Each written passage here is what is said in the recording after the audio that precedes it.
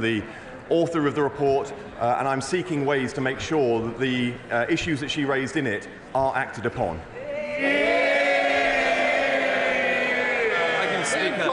Beckenham and Penge is where local lad David Bowie launched his music career, and today it is home to a vibrant, talented network, a community of creatives whose work is increasingly sought after by AI companies. They deserve a just deal to provide fair pay for my constituents and the legal certainty required to encourage AI investment. What steps is the Minister taking to deliver this?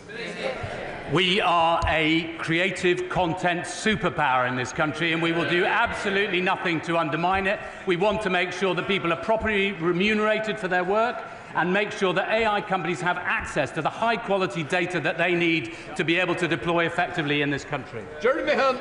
Thank you, Mr. Speaker. The Minister can see that the whole House has filled up out of concern at the atrocious mobile phone signal in Godalming and Cranley High Streets and in Bramley, Shamley Green and Peaslake. So now spring is in the air. Will he visit Cranley to see for himself just what a problem this is? Well, I was in Pizza Express in Godalming only a couple of weeks ago, and the mobile signal was absolutely shocking. I couldn't find my way to Busbridge Village Hall. I'm not sure whether the MP's rubbish or the Telecoms Minister. On which case, we'll move on to Prime Minister's questions. John Slinger. Question number one, please, Mr. Speaker. Prime Minister. Thank you, Mr. Speaker.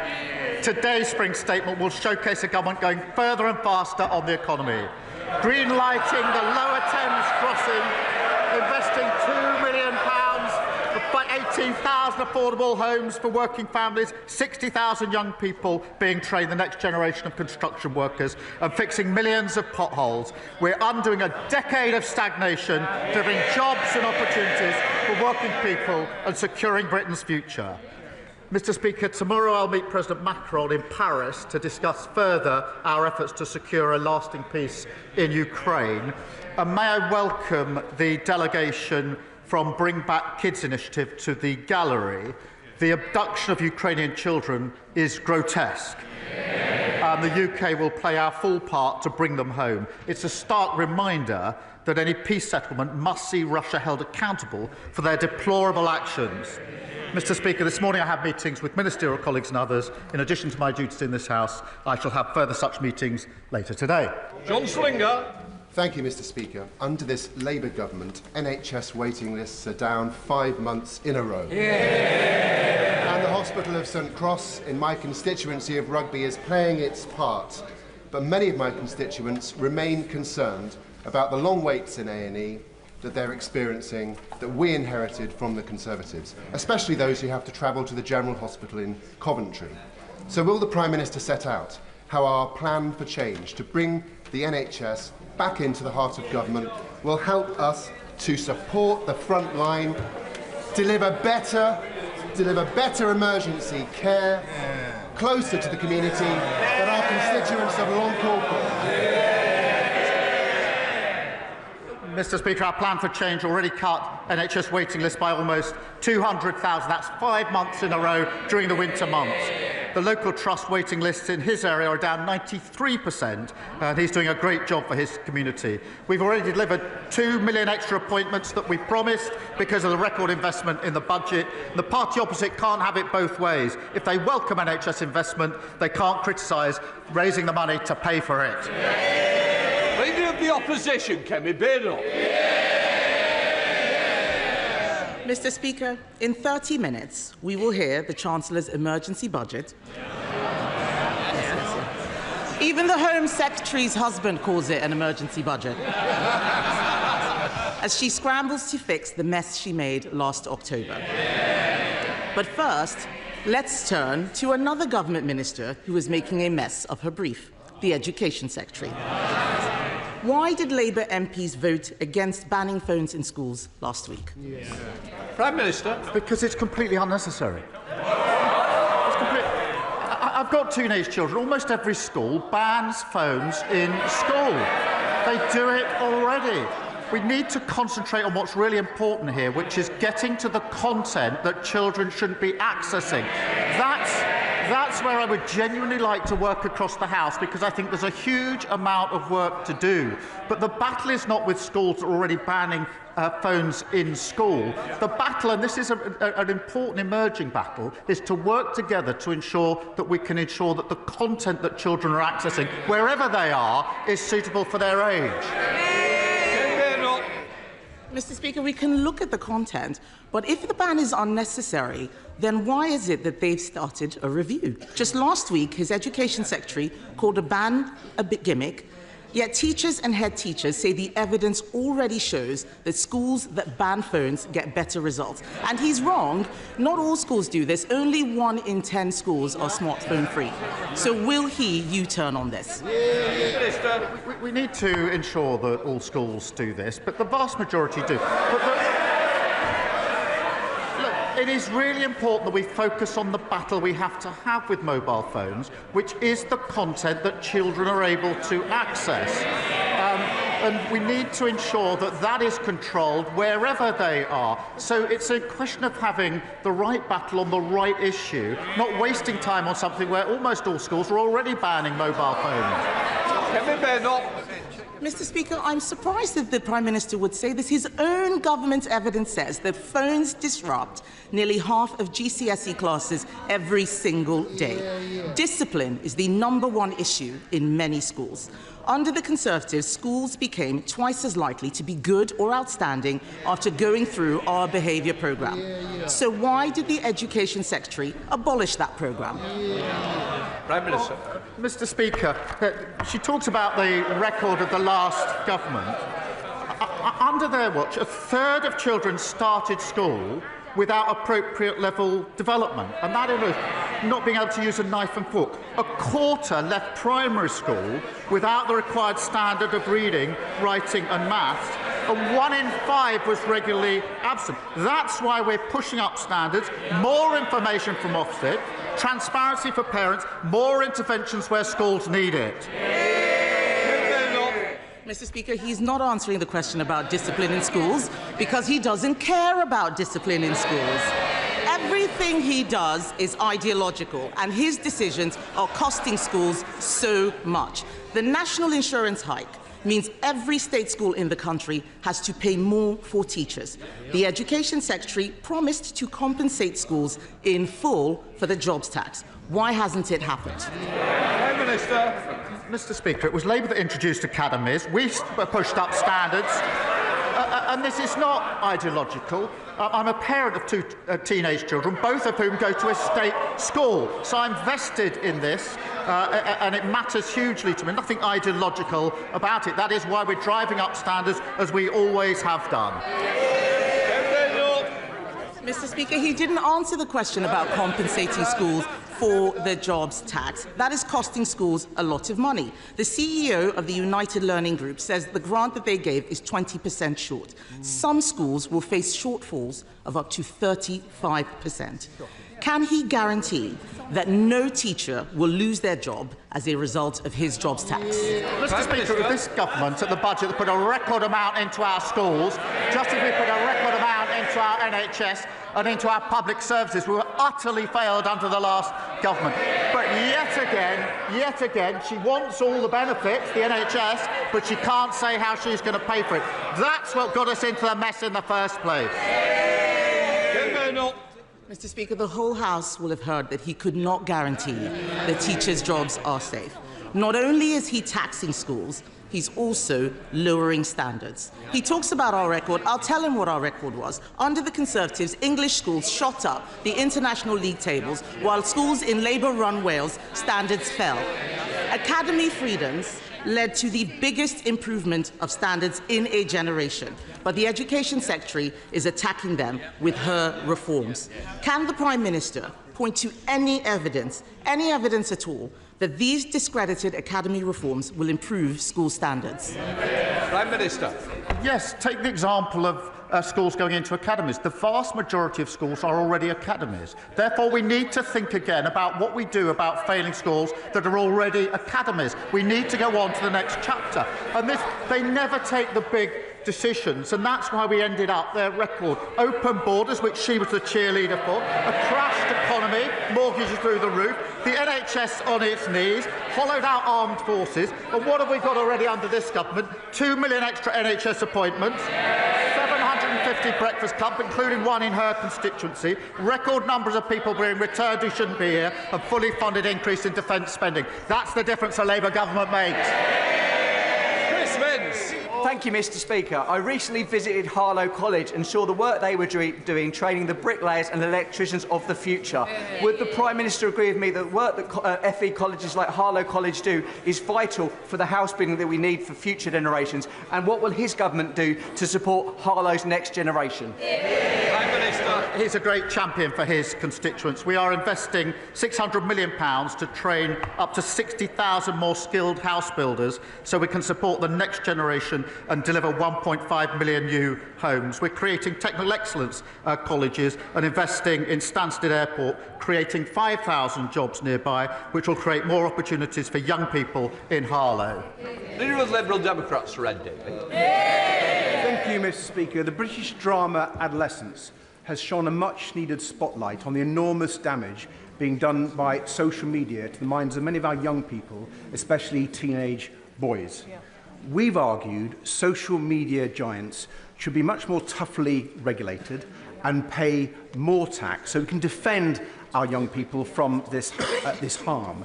But we've had disturbing reports that the government is considering scrapping the digital services tax and watering down Britain's online safety legislation to appease President Trump and his co-president, Elon Musk. So will the Prime Minister today categorically rule out both of these things and make it clear that he will guarantee that British laws on tax and social media will be written in this House and not the White House? Well, yes, of course, as he well knows. On the point he makes about online safety, it is important. There are new measures coming in the next few months which are very important under the Act, and we need to see whether we can go further on this issue, because there are concerns as to whether they go far enough. But will the laws be made in this place? Of course they will. Red David. Well, I'm grateful for the Prime Minister's reply on the social media laws, but he didn't answer the point on the digital services tax, and we will come back to that. But moving on, Mr. Speaker, after President Trump's national security advisor accidentally added a journalist to a group chat that was discussing military action in Yemen, and given, I think, all the concerns that we share about President Trump's relationship with Vladimir Putin and J.D. Vance's insulting disdain for Britain and our armed forces, will the Prime Minister make it clear that he will order an urgent review into the security of the intelligence that we share with the United States? Mr. Speaker, we work with the United States on a daily basis, and I think the honourable gentleman would like to think of himself as sort of reasonable, and when he's not jumping in Windermere, quite serious. But unpicking our relations with the US on defence and security is neither responsible nor serious.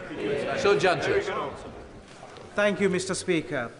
Medina from Lyminge in my constituency is registered blind, and she recently told me how she had been failed by the broken social security system left behind by the Conservatives.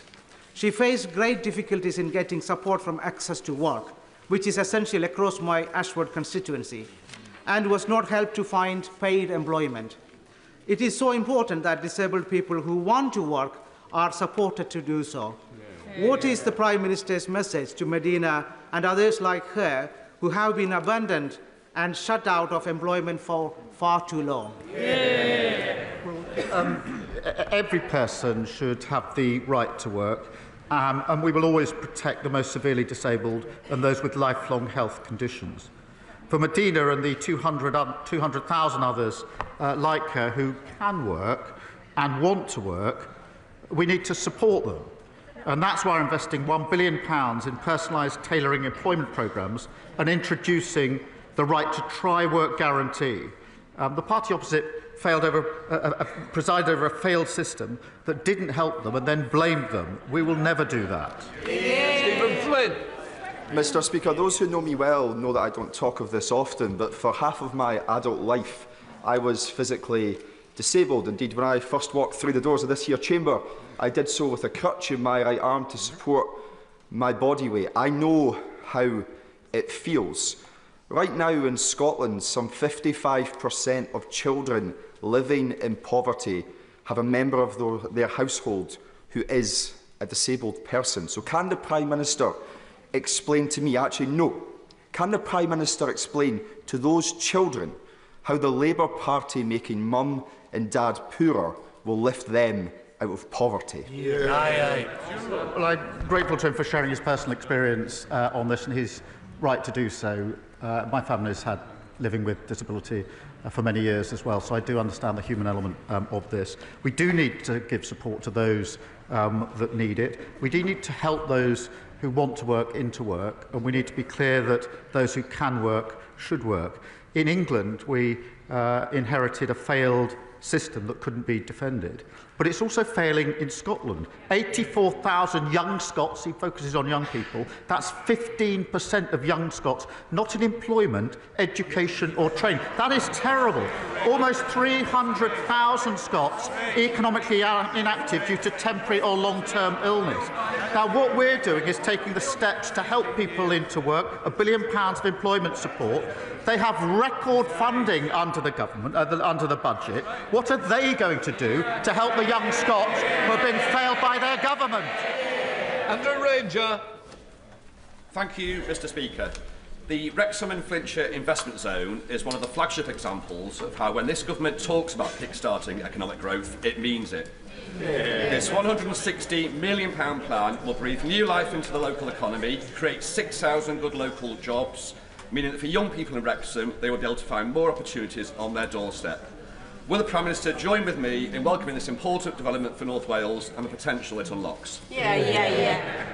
Well, it is really important that we unleash the economic potential of North Wales, including kick-starting the investment zone, backed by major businesses, Mr. Speaker, like Airbus and JCB, to leverage £1 billion of private investment, investing £975 million to benefit aerospace workers at Broughton, where I met the fantastic young workers there, and securing £1 billion investment in Shotton Mill, securing 300 jobs on Deeside. And we put a record amount of money into the Welsh Government at the budget, a budget decision which was opposed by Plaid.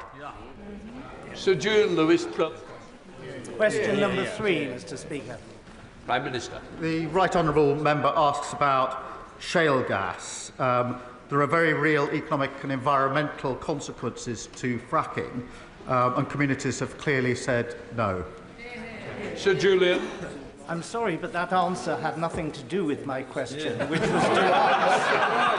to ask why the government are ordering the permanent sealing of Britain's only 2 shale gas wells. The government is perfectly entitled on environmental grounds to not exploit such wells in normal conditions. But does he not recognise that in a desperate situation such as an international conflict where other sources of power were cut off from us, taking a decision now to concrete these things over so that a future government could not use them is an extremely irresponsible and reckless Minister.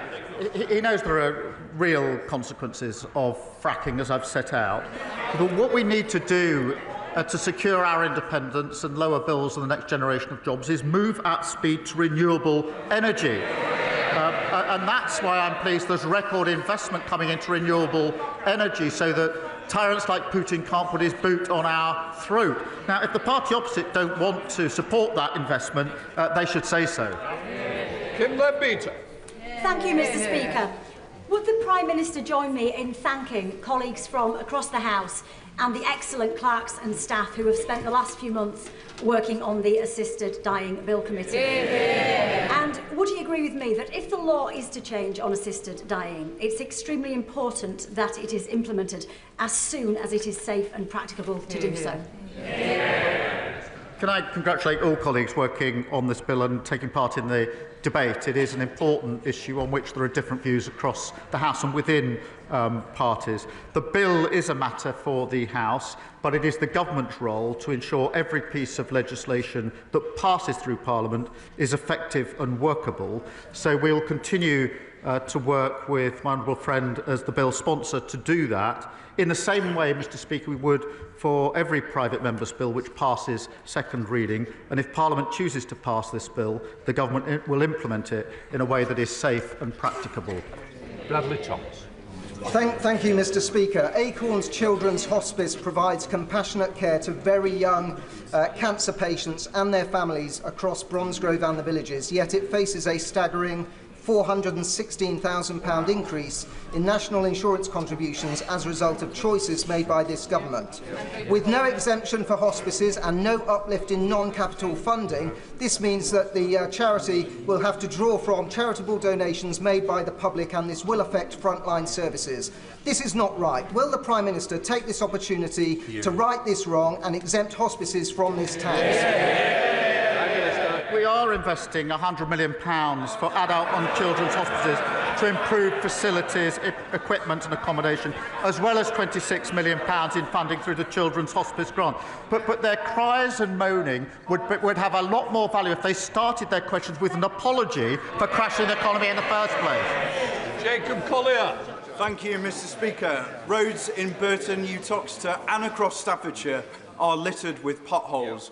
Local people are forking out thousands because of the Conservatives' neglect and incompetence. And that's despite this Labour government giving Tory Staffordshire County Council £39 million to get the job done.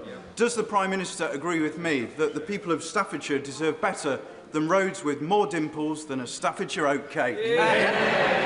Prime Minister. Look, he's right. Potholes are a real nuisance. And if you're using your car for work or your van and you hit a pothole, you're looking at a bill of several £100, which is unbudgeted for so many working families. That's why we're handing the West Midlands Combined Authority an additional £8.6 million to help repair their roads, part of a record £1.6 billion invested across the country. On top of that, Mr Speaker, every council must now publish how many potholes they've filled so we can show that we're making progress and that we're delivering something that didn't happen under last government. John Cooper. Mr Speaker, thank you. When he was Director of Public Prosecutions, the Right Honourable Gentleman would not, I think, have sat comfortably in the cabinet of Prime Minister Cameron. But incredibly, in Scotland, we have a situation where the head of prosecutions there, the Lord Advocate, does sit in cabinet. This has been thrown into sharp focus lately with a police probe into the finances of the SNP. It's further being thrown into sharp focus because ultimately, although not personally involved, the Lord Advocate does ultimately sit at the head of the investigation into the former First Minister, Nicola Sturgeon. She faced potential criminal charges. This situation has been created by the SNP. They will not fix it. Does it sit with this House to amend this situation? Prime Minister. Well, I'm grateful. This is a really important issue, and Labour in Scotland have been clear that they'd separate this role. That's the right thing to do for the reasons that have just been articulated. It's the obvious thing to do, and that's obviously what we do in England and Wales. Now, there have been calls for a review on this since 2021, but the SNP has not acted fast on those reviews. They really do need to bring forward proposals now to deal with the problems been sitting there for a very, very long time. Thank you, Mr Speaker. Can I join the Prime Minister in welcoming the delegation from Bring Back Kids, who are trying to return the tens of thousands of children abducted by Vladimir Putin, an act of pure evil. The Prime Minister will be aware that they've been working with the Yale University Humanitarian Lab, who were tracking thousands of those children inside Russia until recently. I say until recently because they've had their long-term funding removed. Will we consider using our existing contributions to the Partnership Fund for a Resilient Ukraine to restore that important work that they're doing, and in doing so restore the hope that those children can be returned to their anguished families. Well, I'm grateful to him for emphasising this again. Russia's abduction of Ukrainian children is sickening, and I think across the House we would all agree on that. A peace settlement in Ukraine must see Russia held to account and the children reunited with their families. And in specific reference to his question, the UK is playing our full part in international efforts, including funding the Bring Kids Back initiative through the Partnership Fund for a Resilient Ukraine. And I want to reassure the whole House we'll do everything we can to see these children returned and reintegrated as safely and as quickly as is possible. Madeira Wilson. Thank you very much, Mr. Speaker. The 7-year-old adoptive daughter of my constituent Sarah suffered immense trauma in her early years. Thanks to support from the Adoption and Special Guardianship Support Fund, she's been able to access much-needed therapy that's helped her progress. But she and thousands of others don't know if they'll be able to get more help, because in just 5 days, that fund ends and ministers have repeatedly refused to confirm whether it will continue. So can the Prime Minister give a cast-iron guarantee to vulnerable children, adoptive parents and kinship carers that he won't cut this fund, and so that, in Sarah's words, she can give her daughter the absolute best second chance in life she deserves? Well, we will set out details just as soon as we can on the basis of the principles that I set out earlier. The scheme overall, in terms of welfare, is not defendable on terms, but it must be a scheme that supports those that need it, and the details will be set out. Thank you very much, Mr. Speaker. While our nation was being engulfed last year by racist riots in Slough, Christians, Hindus, Jews, Sikhs, people of faith and no faith openly declared that if anybody tried to attack a mosque in our town, we'd stand in solidarity with our local Muslim community to protect it. However, since then, many have become more fearful with a rise in Islamophobic attacks, including this month at a mosque in Aberdeen. So can my right honourable friend the Prime Minister confirm to the country what steps is the government taking to tackle such hate crime and promote community cohesion so that those seeking to divide our British society are not allowed to succeed? Well, I thank him for his question. He does great work to bring our communities together, especially in Slough. Look, any form of racial or religious-based hatred is abhorrent and has no place in society. We have set aside over £50 million to protect faith communities and freedom of worship. That's the right thing to do. It's a shame that we have to do it. And our £15 million Community Recovery Fund has been supporting communities affected by the disorder last summer. Again, the right thing to do, but it's a shame that we have to do it. Sir Roger Gale. Speaker, Mr. Speaker, the problems faced by Heathrow earlier in the week have highlighted again the fact that since the closure of Manston Airport in Kent, South East lacks a major diversion facility. Now, one diversion facility would not, of course, have compensated for the closure of Heathrow, a major hub airport. But would the Prime Minister agree that with the reopening of Manston planned for October 2028, there will be a significant contribution to resilience of aviation in the South East? Well, look, he's right to raise the concern about the situation in Heathrow. I think everybody is very concerned by what happened last week. There are clearly questions that need to be answered on a number of fronts in relation to what happened, and an investigation is ongoing. But I'm not going to announce particular parts of our policy and strategy here at this stage. Irene Campbell. Thank you, Mr. Speaker. In my constituency of North Ayrshire and Arran, the SNP ferry fiasco is having a devastating social and economic impact on our Drawson and the Isle of Arran. As well as building a Calmac ferry that doesn't fit into the existing harbour, the Fraser of Allender Institute estimates that the disrupted ferries cost the Isle of Arran £170,000 of lost revenue per day. Does the Prime Minister agree with me that the SNP government needs to find a rapid solution to swiftly address this serious situation? I thank her for fighting SNP incompetence on behalf of her constituents. Yet again, the SNP are failing island communities. hospital appointments are being missed and livelihoods destroyed. And Scotland has a proud history of shipbuilding and engineering. The SNP should be supporting Scottish workers and focusing on delivering for our communities. Vicky Slade. Thank you, Mr Speaker. Camphor Magna in my constituency is proposed as a site for a new energy from waste incinerator, which will burn 260,000 tonnes of waste a year, more than the whole of Dorset's use. And I'm concerned that as we reduce our levels of waste with the brilliant new plans to recycle more, we're going to end up having to feed the monster. The area already has 95% of the capacity, so does the Prime Minister agree with me that we shouldn't allow new plants where we already have sufficient capacity, or where carbon capture is not going to be included? Yeah. I hope she'll forgive me. The details of the particular incinerator she speaks of, I don't know the details. I'm not across that. But I will make sure that she gets an answer to her question in written form as soon as possible. Chris MacDonald. Thank you, Mr Speaker. Can I commend my right honourable friend for his leadership on Ukraine, showing that the UK is once again at the forefront of protecting democratic freedoms? Does he agree with me that as our defence spending increases, we need to support our supply chain companies to increase their capability, creating good jobs and apprenticeships in places like Stockton North and across the country? And will he meet with me and our Teesside Defence and Innovation Cluster that I've established, which is helping to create that new defence capability for the UK? Prime Minister. Well, Mr Speaker, this is a once-in-a-generation moment for security of our country and our continent.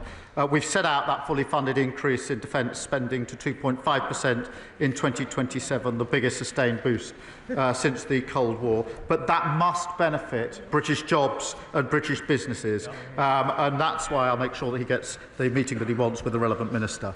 Jerome Mayo. In October last year, the Chancellor delivered a massive tax, borrow and spend budget. Now her plans have collapsed around her ears with an emergency budget to cut that spending. So has the time now come, Mr Speaker, for the Prime Minister to state in public that he has full confidence in the Chancellor? I have full confidence in the Chancellor. Thank you. Thank you very much, Mr Speaker. Albion Rovers has been a football institution in Coatbridge since 1882. However, following relegation and the lack of financial support for teams leaving professional leagues, it now faces a deeply perilous situation, risking the very future of one of Scotland's oldest football clubs. Does my right honourable friend agree that clubs like Albion Rovers are integral to the fabric of our communities? And will he join me in encouraging all parties to be solution-focused on this matter and encourage football authorities to strengthen our clubs in the lower leagues to help protect their future? Well, he's a superb local champion, and regardless of which club any of us support, they share a love of the game, and they are at the heart of our communities, and Albion Rovers is exactly that, a huge point of local pride, and I'd encourage all efforts to secure the future of the club. Final question, Dr Kieran Mullen. Thank you, Mr Speaker. We're joined in Parliament today by Katie Brett, whose 16-year-old sister Sasha was raped and stabbed to death. Aisha Hussain, whose cousin Jan, was killed by a sex offender and stored her body in a freezer. Paula Hudgell, whose adopted son Tony lost his lower legs as a result of child cruelty, and Becky and Glenn Ewins, whose daughter Violet Grace was killed by a hit-and-run driver who spent barely more time in prison than she was alive. Supporting them are Jeremy and Susan Everard, who received justice for the murder of their daughter, Sarah, but who know too many others do not. They've come together to say with one voice that it's time for us to start ensuring sentences truly deliver justice for victims and their families. Would the Prime Minister agree to meeting with them in future to hear their stories firsthand? Well, can I thank him for raising this issue? The courage of these campaigners after simply appalling cases is astounding, and I find it humbling. I'm pleased the Minister for Victims will be meeting the group, I think, today, and I look forward to meeting them in the future, because we must prioritise victims and make sure sentences punish offenders and protect the public. So thank him for raising this really important set of cases. That completes Prime Minister's questions. We'll let front bench change over.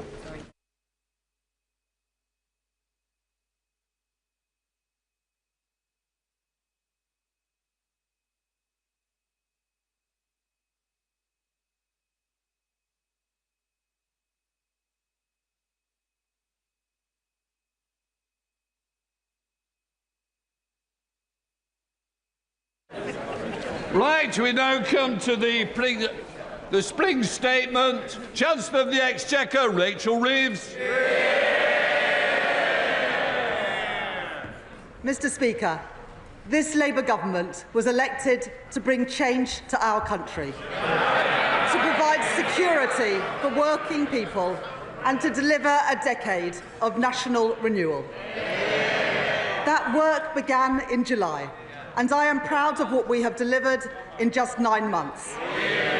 Restoring stability to our public finances, giving the Bank of England the foundation to cut interest rates 3 times since the general election, rebuilding our public services with record investment in our NHS, bringing waiting lists down for 5 months in a row, and increasing the national living wage to give 3 million people a pay rise from next week. Now our task is to secure Britain's future in a world that is changing before our eyes. The threat facing our continent was transformed when Putin invaded Ukraine. It has since escalated further and will continue to evolve rapidly.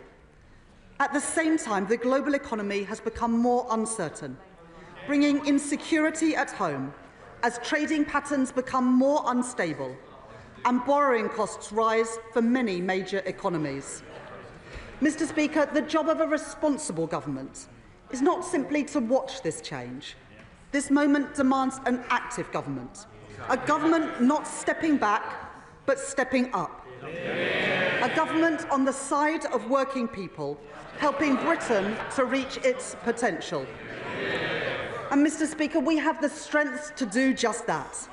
As one of the world's largest economies, an ally to trading partners across the globe, and a hub for global innovation. These strengths and the progress that we have made so far mean that we can act quickly and decisively in a more uncertain world to secure Britain's future and to deliver prosperity for working people. Mr. Speaker, as I set out at the budget last year, I am today returning to the House to provide an update on our public finances, supported by a new forecast from the Independent Office for Budget Responsibility. Ahead of a full spending review in June, I will then return to the House in the autumn to deliver a budget in line with our commitment to deliver just one major fiscal event a year. So let me now turn to the OBR's forecasts. And I want to thank Richard Hughes and his team for their dedicated work. The increased global uncertainty has had 2 consequences. First, on our public finances, and second, on our economy. I will take each in turn. In the autumn, I set out our new fiscal rules that would guide this government. These fiscal rules are non-negotiable. They are the embodiment of this government's unwavering commitment to bring stability to our economy and to ensure security for working people. Because the British people have seen what happens when a government borrows beyond their means.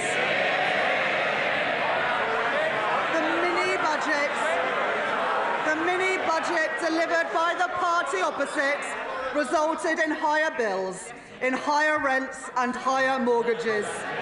And, Mr. Speaker, it was not the wealthy who suffered most when they crushed the economy. It was ordinary working people. And they continue to feel the effects 2.5 years later of the damage that the party opposite did. Now let me be clear. There is nothing progressive, there is nothing Labour about working people paying the price for economic irresponsibility. British people put their trust in this Labour government because they knew that I would never take risks with the public finances, that we would never do anything to put household finances in danger, and we must earn that trust every single day.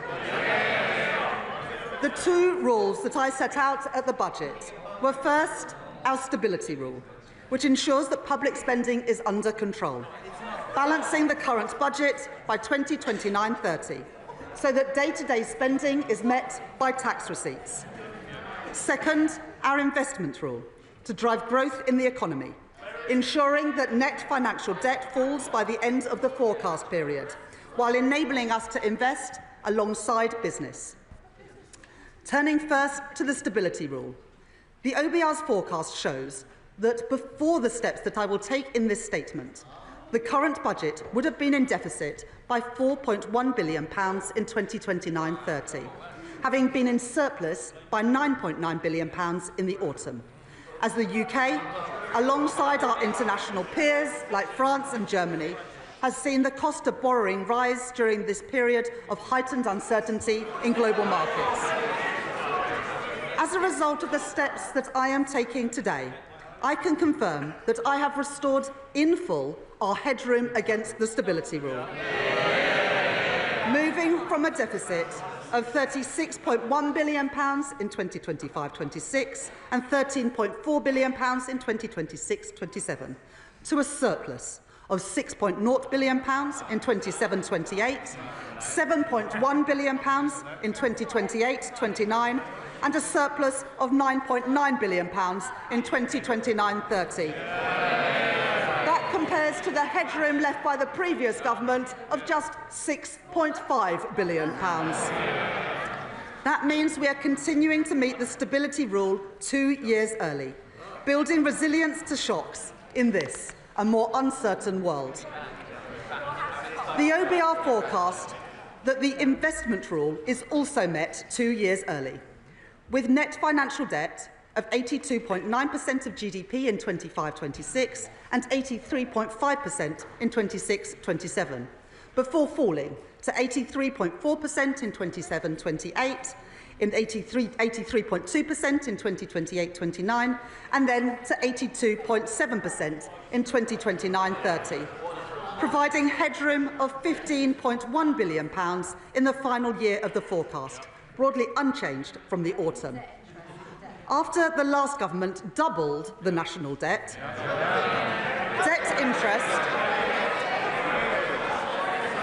after they doubled the national debt, debt interest payments now stand at £105.2 billion this year. Mr. Speaker, that is more than we allocate to defence, the Home Office and the Ministry of Justice combined. That is the legacy of the party opposite. So the responsible choice is to reduce our levels of debt and borrowing in the years ahead, so that we can spend more on the priorities of working people, and that is exactly what this government will do. Mr. Speaker, I said that our fiscal rules were non-negotiable, and I meant it. I will always deliver economic stability, and I will always put working people first.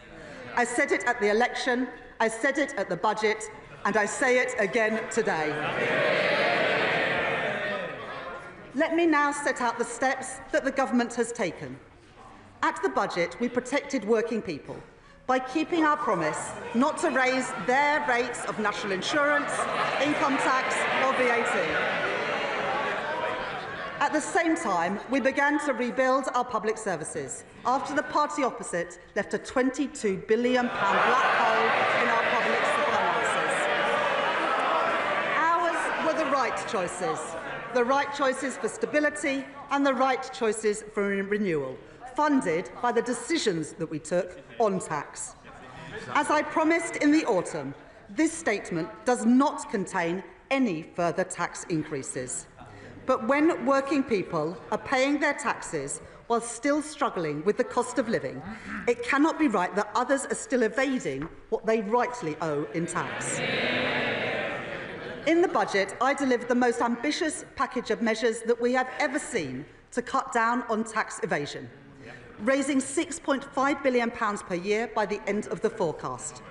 Today, I go further, continuing our investment in cutting-edge technology, investing in the HMRC's capacity to crack down on tax avoidance, and setting out plans to increase the number of tax fraudsters charged every year by 20%. These changes raise a further £1 billion, taking the total revenue raised from reducing tax evasion under this Labour government to £7.5 billion. These figures are verified by the Office for Budget Responsibility, and I want to thank my honourable friend, the Exchequer Secretary, for his continued work in this area. Mr Speaker, last week my right honourable friend, the Secretary of State for Work and Pensions, set out this government's plans to reform the welfare system. The Labour Party is the party of work. We believe that if you can work, you should work. But if you can't work, you should be properly supported. This government inherited a broken system. More than 1,000 people every day are qualifying for personal independence payments. 1 in 8 young people are not in employment, education or training. If we do nothing, we are writing off an entire generation. That cannot be right, and we will not stand for it. It is a waste of their potential, and it is a waste of their futures, and we will change it. As my right honourable friend said in her statement last week, the final costings would be subject to the OBR's assessment. Today, the OBR have said that they estimate that the package will save £4.8 billion in the welfare budget, reflecting their judgments on behavioural effects and wider factors. This also reflects final adjustments to the overall package, consistent with the Secretary of State's statement last week and the Government's Pathways to Work Green Paper. The Universal Credit Standard Allowance will increase from £92 per week in 25-26 to £106 a week by 29-30, while the Universal Credit Health element will be cut for new claimants by around 50% and then frozen.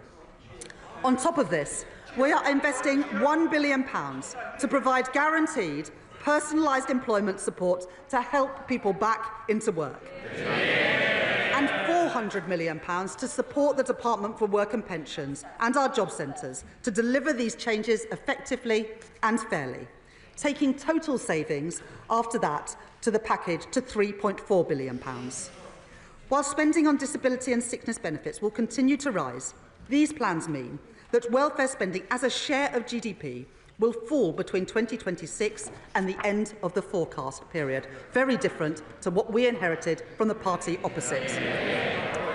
We are reforming our welfare system, making it more sustainable, protecting the most vulnerable and, most importantly, supporting more people back into secure work, lifting them out of poverty. Mr Speaker, at the budget, I fixed the foundations of our economy to deliver on the promise of change. That work has already begun.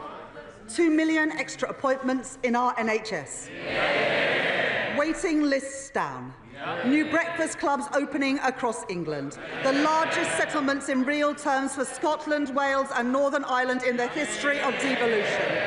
Asylum costs falling, promises made, promises kept, and every single one of them opposed by the parties opposite. At the budget, alongside providing an increase in funding for this year and next, I set the envelope for the spending review, which we will deliver in June, led by my right honourable friend, the Chief Secretary to the Treasury, to set departmental budgets until 28-29 for day-to-day spending and until 2029-30 for capital spending. Today, I'm reflecting 2 steps that we have taken on our spending plans. First, because we are living in an uncertain world, as the Prime Minister has set out, we will increase defence spending to 2.5% of GDP, reducing overseas aid to 0.3% of gross national income. This means we save £2.6 billion in day-to-day spending in 2029-30 to fund our more capital-intensive defence commitments. Second, in recent months, we have begun to fundamentally reform the British state, driving efficiency and productivity across government to deliver tangible savings and improve services across our country. Earlier this the Prime Minister set out plans to abolish the arm's-length body NHS England and ensure that that money goes directly to improving the service for patients. My right honourable friend, the Health Secretary, is driving forward vital reforms to increase NHS productivity, bearing down on costly agency spend to save money so that we can improve patient care. And my right honourable friend, the Chancellor of the Duchy of Lancaster, is taking forward work to significantly reduce the costs of running government by 15%, worth £2 billion by the end of the decade. This work shows that we can make our state leaner and more agile, delivering more resources to the front line, while ensuring that we control day-to-day spending to meet our fiscal rules. Today, I build on that work by bringing forward £3.25 billion of investment to deliver the reforms that our public services need through a new transformation fund. That is money brought forward now to bring down the costs of running government by the end of the forecast period, by making public services more efficient, more productive and more focused on the user. I can confirm today the first allocations from this fund, including funding for voluntary exit schemes to reduce the size of the civil service, pioneering AI tools to modernise the state, investment in technology for the Ministry of Justice to deliver probation services more effectively, and upfront investment so we can support more children into foster care to give them the best possible start in life and reduce cost pressures in the future. Our work to make government leaner, more productive and more efficient will help deliver a further £3.5 billion of day-to-day savings by 2029-30.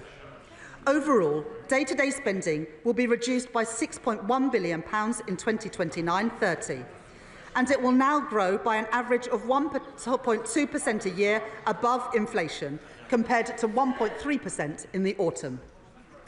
Mr. Speaker, I can confirm to the House that day-to-day spending will increase in real terms above inflation in every single year of the forecast.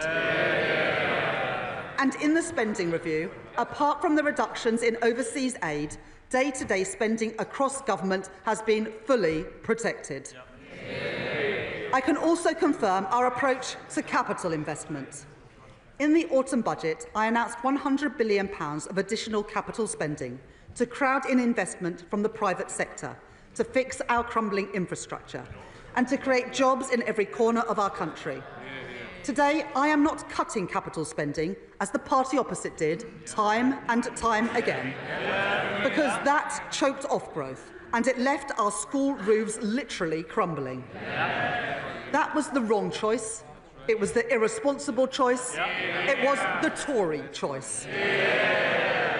Today, I am instead increasing capital spending by an average of £2 billion per year compared with the autumn, to drive growth in our economy and to deliver in full our vital commitments on defence. This government will ensure that every pound we spend will deliver for the British people by increasing productivity, driving growth in our economy and improving our frontline public services. Mr. Speaker, let me turn now to the impact of increased uncertainty on our economy.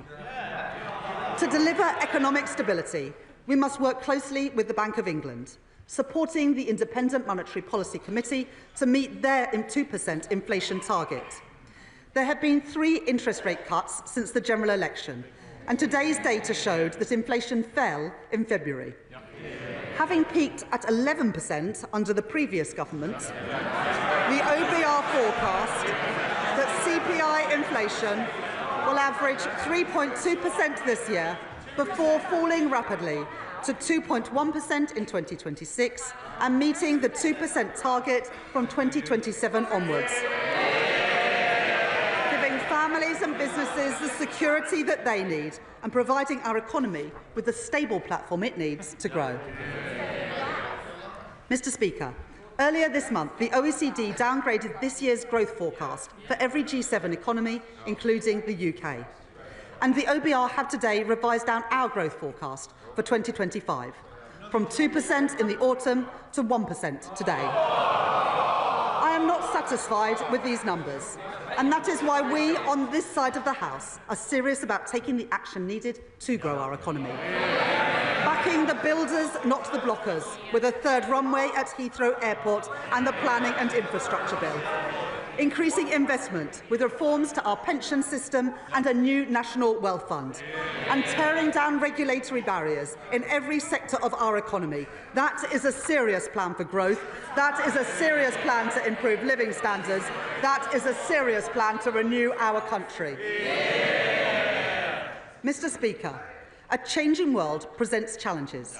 but it also presents new opportunities for new jobs and new contracts in our world-class defence industrial centres, from Belfast to Deeside and from Plymouth to Rosyth. In February, the Prime Minister set out our government's commitment to increase spending on defence to 2.5% of GDP from April 2027, the biggest sustained increase in defence spending since the end of the Cold War, with an ambition to spend 3% of GDP on defence in the next Parliament. That was the right decision in a more insecure world, putting an extra £6.4 billion into defence spending by 2027. But we have to move quickly in this changing world, and that starts with investment. So today I can confirm that I will provide an additional £2.2 billion for the Ministry of Defence in the next financial year, a further down payment on our plans to deliver 2.5% of GDP by 2027. This additional investment is not just about increasing our national security, but increasing our economic security too. As defence spending rises, I want the whole country to feel its benefits. So I will now set out the immediate steps that we are taking to boost Britain's defence industry and to make the UK a defence industrial superpower. We will spend a minimum of 10% of the Ministry of Defence's equipment budget on new novel technologies, including drones and AI-enabled technology, driving forward advanced manufacturing production in places like Glasgow, in Derby and in Newport, creating demand for highly skilled engineers and scientists, and delivering new business opportunities for UK tech firms and start-ups. We will establish a protected budget of £400 million within the Ministry of Defence, a budget that will rise over time for UK defence innovation, with a clear mandate to bring innovative technology to the front line at speed.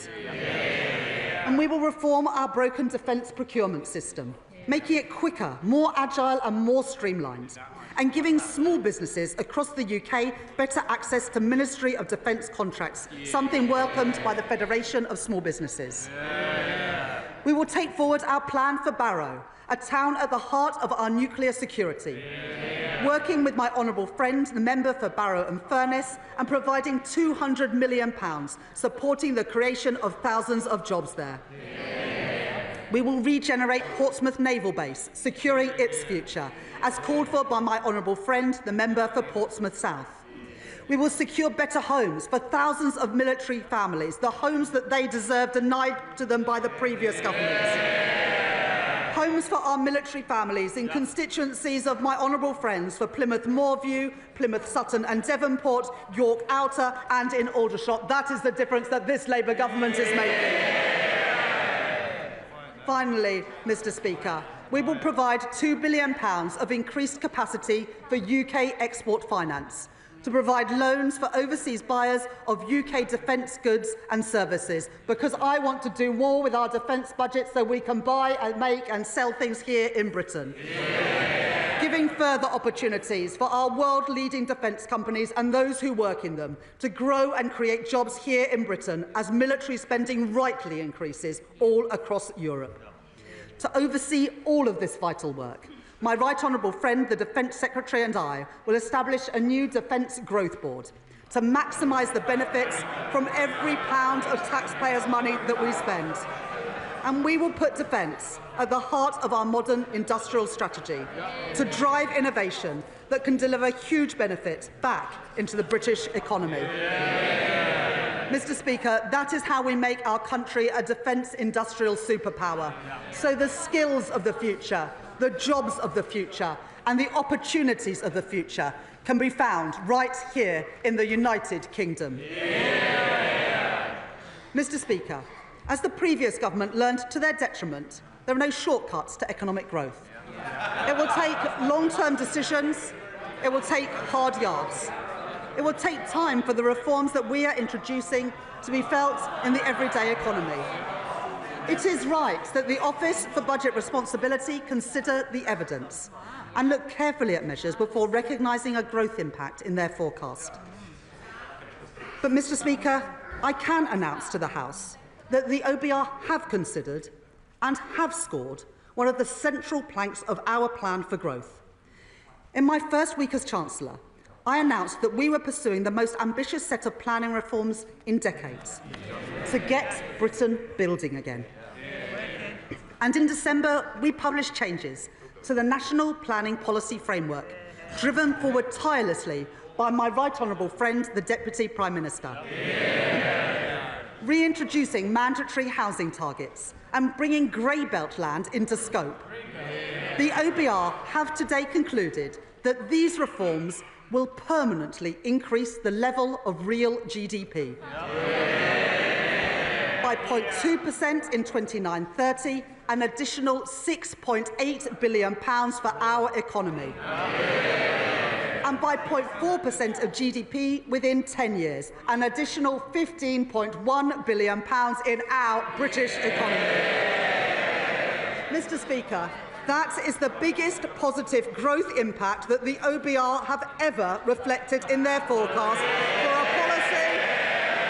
for a policy with no fiscal cost.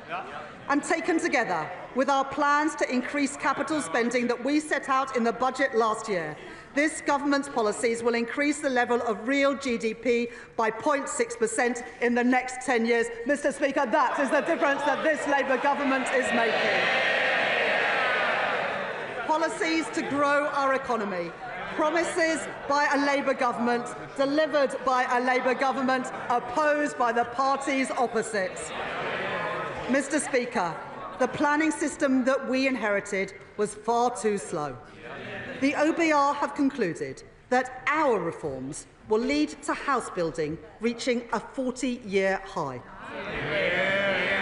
305,000 homes a year by the end of the forecast period.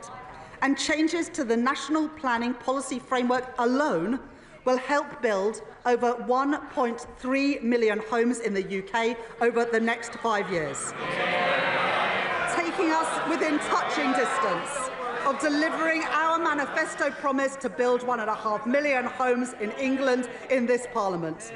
Homes promised by this Labour government, homes built by this Labour government, homes opposed by the parties opposite.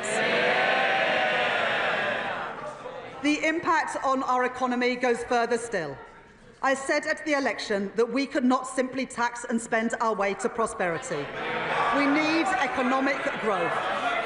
So I can today confirm that the effect of our growth policies, including our planning reforms, means an additional £3.4 billion to support our public finances and our public services by 2029-30. The proceeds of growth, promised by this Labour government, delivered by this Labour government, opposed by the parties opposite. Mr. Speaker, earlier this week, we provided an additional £2 billion of investment in social and affordable homes next year, delivering up to 18,000 new homes and allowing local areas to bid for new development across our country, including sites in Thanet, in Sunderland and in Swindon. More security for families across our country, promised by this Labour government, delivered by this Labour government and opposed by the parties opposite. And to build these new homes, we need people with the right skills. Earlier this week, my right honourable friend, the Education Secretary, announced more than £600 million to train up 60,000 more construction workers, including with 10 new technical excellence colleges across every region of our country, giving working people the chance to fulfil their potential. New opportunities for our young people, promised by this Labour government, delivered by this Labour government, opposed by the parties opposite. Mr. Speaker, all this is just the start. The Planning and Infrastructure Bill passed its second reading on Monday. No thanks to the parties opposite.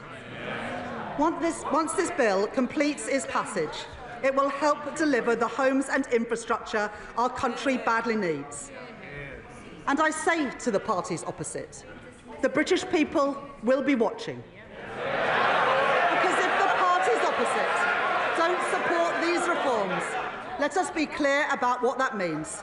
They are opposing economic growth. They are opposing more homes for families. They are opposing good jobs across our country. We on this side are clear about whose side we are on. The parties opposite must decide too. This Labour government is taking the right decisions now to secure Britain's future. And today I can confirm to the House that the OBR have upgraded their growth forecast next year and every single year thereafter.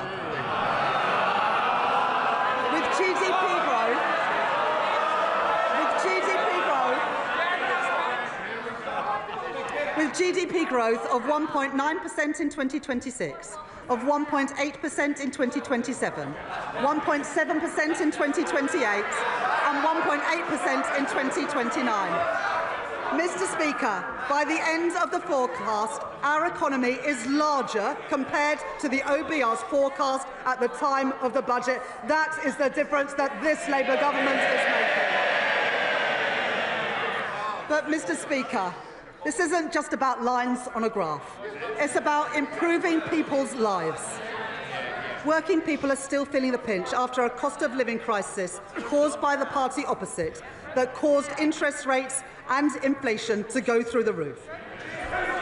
So I am pleased that the OBR confirmed today that real household disposable income will now grow this year at almost twice the rate expected in the autumn. Compared to the forecast in the final budget delivered by the party opposite, and after taking into account inflation, the OBR say today that people will be, on average, over £500 a year better off under this Labour government. That will mean more money in the pockets of working people, higher living standards promised by this Labour government, delivered by this Labour government, opposed by the parties opposite. Mr. Speaker, the world is changing. We can see that and we can feel it. A changing world demands a government that is on the side of working people, acting in their interest, acting in the national interest, not retreating from challenges, not stepping back, but a government with the courage to step up, to secure Britain's future and to seize the opportunities that are out there before us. I am impatient for change. The British people are impatient for change after 14 years of failure. And we are beginning to see change happen. Our plan for change is working. Defence spending is rising. Waiting lists are falling. Wages are up. Interest rates are cut. That is the difference that this Labour government is making. And today, Mr. Speaker, the OBR confirm that our plan to get Britain building will drive growth in our economy and put more money in people's pockets. There are no quick fixes, but we have taken the right choices, returning stability to our economy after years of mismanagement by the party opposite, delivering security for our country and security for working people. That is what drives this government. That is what drives me as Chancellor. That is what drives the choices that I have set out today, and I commend this statement to the House. Shadow Chancellor Mel Stride. Mr. Speaker, at the last budget, the Right Honourable Lady said that she would bring stability to the public finances. Stability to the public finances. But this statement, more appropriately referred to as an emergency budget,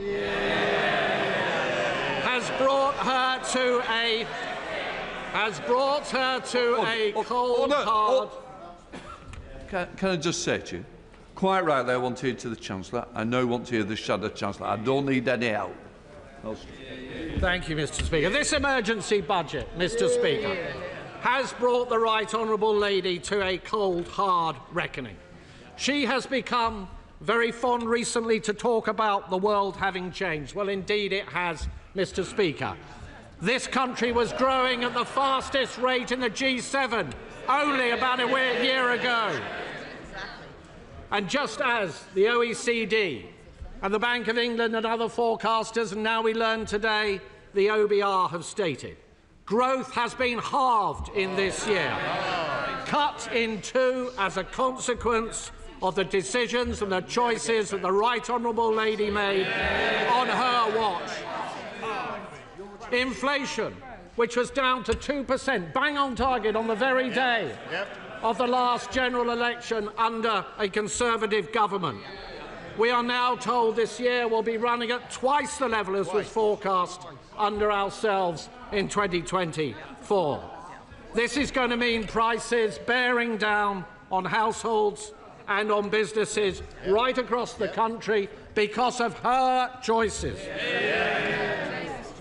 And the OBR also says, Mr. Speaker, that unemployment will be rising this year and next year and the year after. And in fact, across the forecast period, it will not decline at all. So much for the Right Honourable Lady's back-to-work plans. And we have already seen, Mr. Speaker, what it means when it comes to controlling borrowing under this Chancellor. And yes, she has come forward now with a plan to squeeze spending later on in the forecast period. And she has, of course, told the OBR that these are the elements of spending restraint to which she will stick.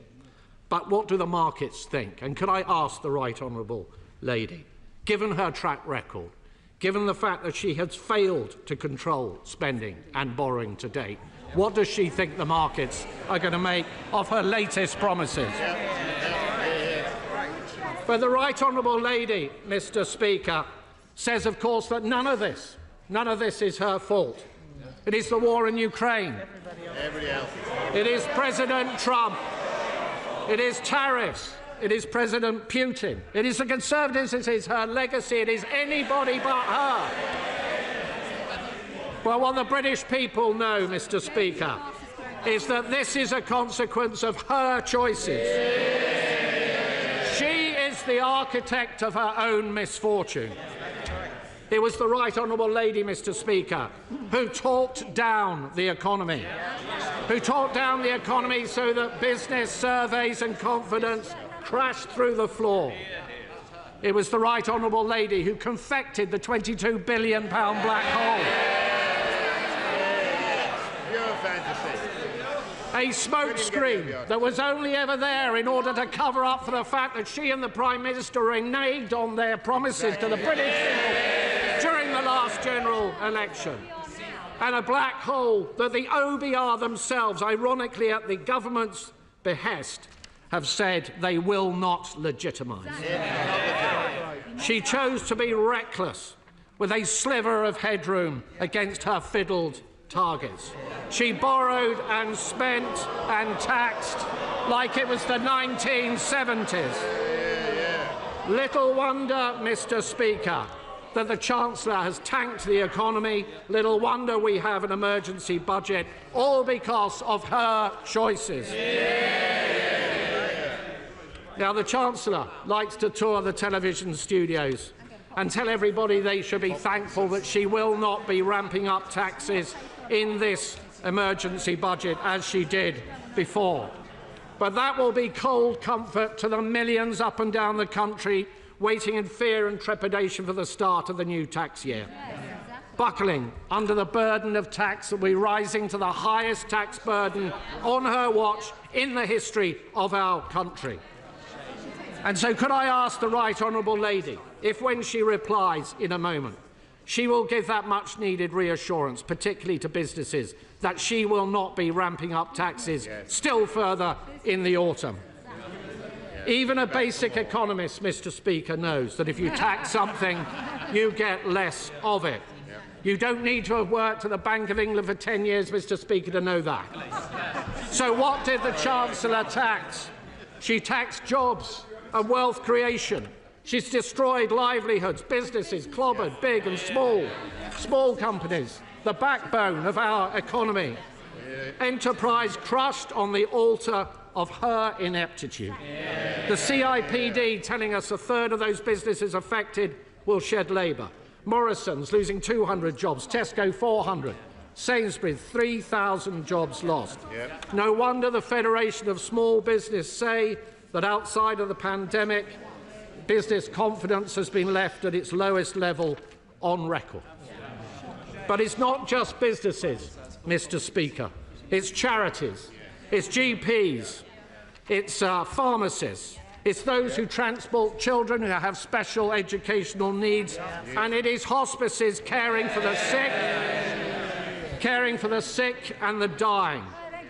In this House, Mr. Speaker, the Labour Party had the opportunity yesterday and last week to stop that, but they voted our amendments down.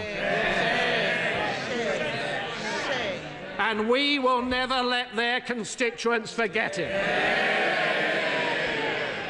Mr. Speaker, if you ramp up taxes, if you ramp up borrowing and spending without any commensurate improvement in productivity, it leads to growing inflation.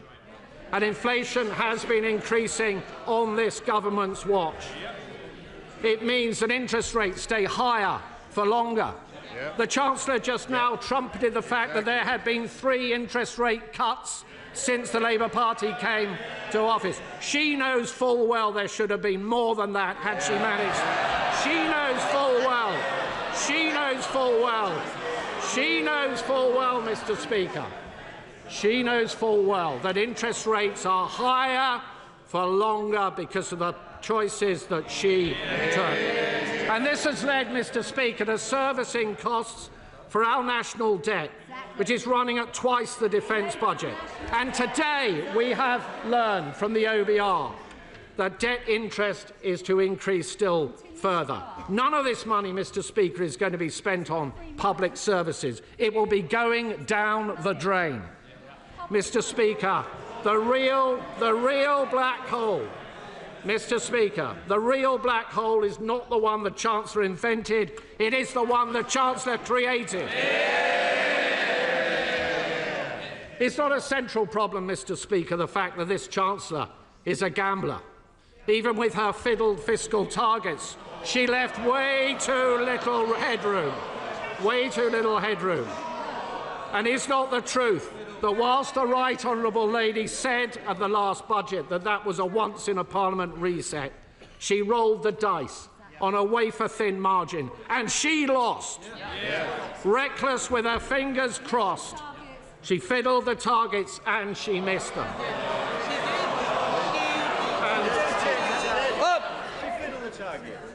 I'm not sure about the language we use. I think there are better words and more constructive words the Shadow Chancellor would prefer to use. Can I just point out, thank you, Mr.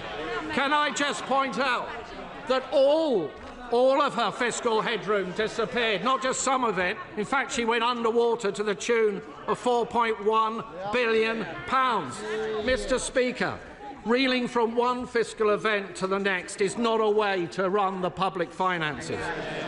And breaking your fiscal rules to the extent that the Right Honourable Lady has in just 6 months is a public humiliation.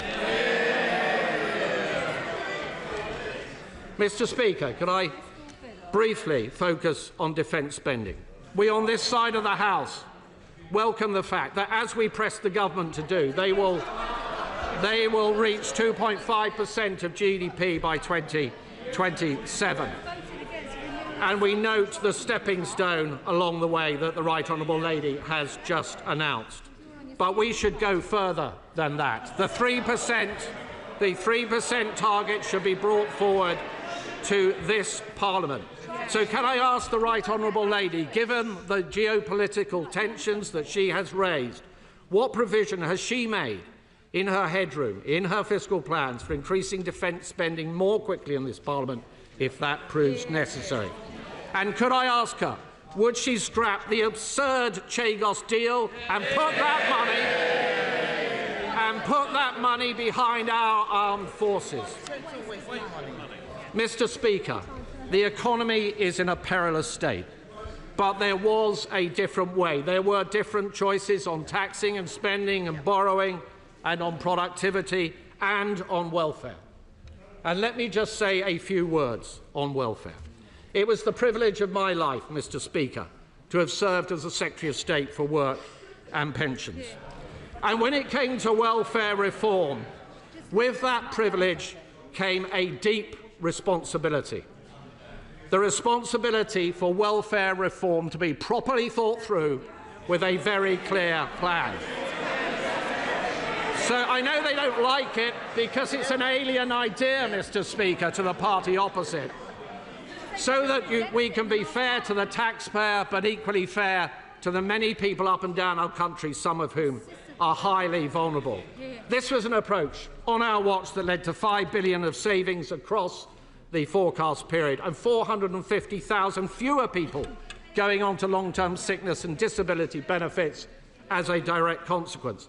And we would have gone further, much further, and we set out a clear plan, we set out a clear plan in our manifesto to do exactly that. But the party opposite rushed their changes. They had no plan. There was not a single mention of PIP, personal independence payments, in the Labour Party manifesto. When they got into office, they pussyfooted around and dithered. Why? Because it's deeply divisive within their rank and file.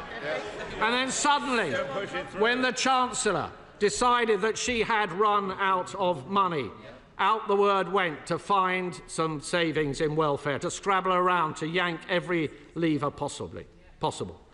And the spectacle, frankly, Mr. Speaker, of what the OBR has said about the changes that were only announced last week by the Secretary of State for Work and Pensions is simply shambolic. Yeah. We have gone from incompetence, Mr. Speaker, to chaos. Yeah. There have been more changes in this policy than there were at the last minute to the profile of the Right Honourable Lady on LinkedIn. The result is the worst of all worlds, a wholly inadequate level of savings on welfare, with welfare costs still spiralling ever higher, and changes that were likely to harm many vulnerable people. So could I ask the Right Honourable Lady, when the Secretary of State for Work and Pensions came to the House last week with these changes, she did not provide an impact assessment. Was this because the OBR had not signed off the numbers? Was it because the department did not have enough time to produce one? Or was it only provided today, as many of us suspect, because this was thought to be a good time to bury bad news? Mr. Speaker, the forecast for growth is down, for borrowing costs is up, for inflation is up, and business confidence has been smashed in a million pieces. This Chancellor constantly trying to blame forces beyond her control. The right response is not to duck responsibility, but to build a resilient economy. The Right Honourable Lady would have us believe that that is what she is doing. But how can we believe this Chancellor? How can we trust this Chancellor? She is the Chancellor who said she would not increase borrowing, but she did. She said she wouldn't change her fiscal rules, but she did. She said she wouldn't put up national insurance, but she did. She said she wouldn't cut winter fuel payment, but she did. She said she wouldn't tax farmers, but she did. And she said she would not move to more than one fiscal event a year, and she just has. And now we are all paying the price of her broken promises. Today's numbers confirm it. We are poorer and we are weaker. To govern, Mr. Speaker, is to choose. And this Chancellor has made all the wrong choices. Chancellor of the Exchequer. OK, well, I know that the Chancellor hasn't been in this role, Sarah Chancellor hasn't been in this role for very long, but I mean, at least he's not misquoting Shakespeare today. If this was a budget, then it would be the Leader of the Opposition responding. Now, I'm glad that she's still in her place. I know that she'll want to get back to her office for a lunchtime steak soon. But the Right Honourable Gentleman, he talks about budgets. Let me remind the party opposite that the only emergency budget we have seen in recent years was in response to the party's disastrous mini-budget. A mini-budget that crushed the economy, sent mortgage bills spiralling and left a £22 billion black hole in our nation's finances. Now, they might have forgotten about the damage that they did to our country, but the British people never will. But as always, the Shadow Chancellor talked a lot, but he didn't offer a single alternative. He says he opposes our tax rises, but he can't tell us whether he would cut the NHS to reverse them. He says he wants economic growth, but they abstained on the very planning reforms that the OBR have said will kick-start growth. Now, Mr. Speaker, you don't change the country by abstaining, by sitting on the fence. You change the country by leading, by taking action, and that is what this government are doing. And Mr. Speaker, he says he wants businesses to trade, but he doesn't want us to talk to the second largest economy in the world, or indeed our biggest trading partners in the European Union. He simply isn't serious. 4 months into the job and he's got no clue. He wants to talk about growth, but he doesn't say anything about the fact that the OBR has upgraded growth next year and every single year after. He talks about pensioners, but he forgets that it's his party to scrap the triple lock, which we are protecting, and which will mean the state pension rising next month by over £400. And Mr. Speaker, he talks about wages, but he forgets the fact that we are boosting wages by boosting the national living wage from next month. And, Mr. Speaker, the Shadow Chancellor says nothing about living standards or this morning's fall in inflation, because the last Parliament was the worst on record, and the OBR today have revised up their forecast for family finances. Mr. Speaker, working people are always better off with Labour.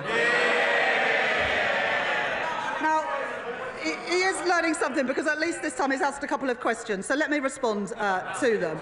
He asked what should the markets make. Well, what the market should see is that when I've been tested with a deterioration in the headroom, we have restored that headroom in full. That's the choices that I made. And he says that it's a slither of a headroom. Well, it's 50% more headroom than I inherited from the party opposite. When I was left with a slither of headroom, I rebuilt it after this government, last government, eroded it. That is the difference that we've made. And whilst they left the public finances and the public services a mess, we wiped the slate clean, which means we have the flexibility now to increase defence spending, as we have done in the, as the leader of the Labour Party has done. The party opposite had 14 years to increase defence spending, and now they lately come to the party. And the Shadow Chancellor mentions welfare reform and his time at the Department for Work and Pensions. What a legacy.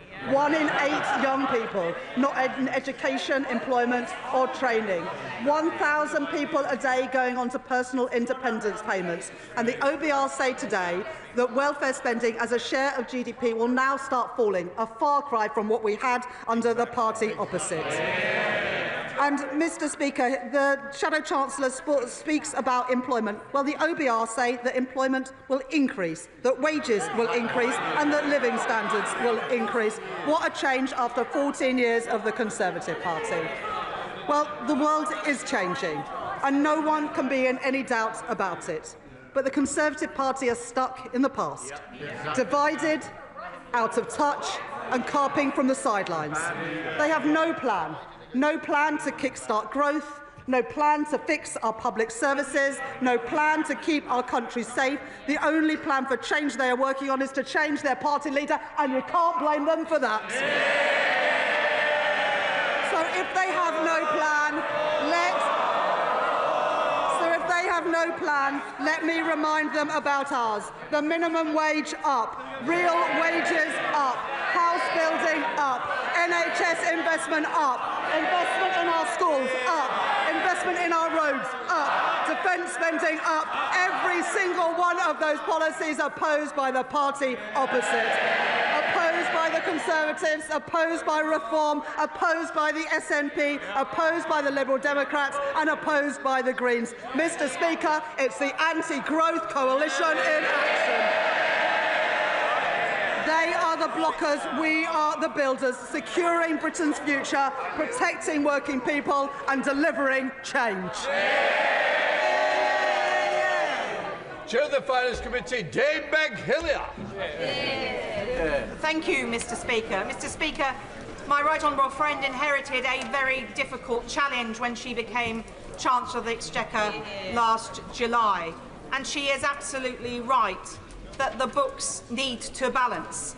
This is not other people's money we're spending, but taxpayers' money hard earned by our constituents, and she is right to be tough as Chancellor on this.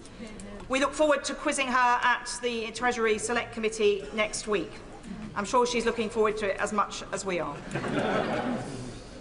Mr. Speaker, the Chancellor announced an extra £2 billion a year in capital spending, and she talked about extra defence spending. Can she give some more detail about where she hopes that £2 billion a year extra will go?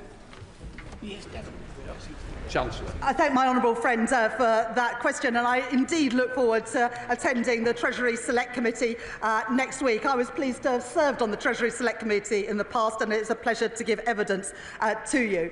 We will set out in the spending review, my right honourable friend, the Chief Secretary, will set out in the spending review the allocation of the additional capital money, but I was able to announce today £2.2 billion into defence from next year, as well as £2 billion as a down payment to build the affordable and social housing that we need. Two examples of the priorities of this government to get Britain building and to secure our national security. Liberal Democrat spokesperson Daisy Cooper.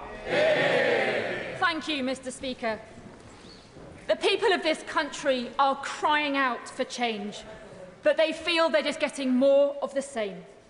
Of course, it was the Conservative Party that wrecked the public finances, but we are 8 months into the new government, and people are left wondering, where is the change that was promised?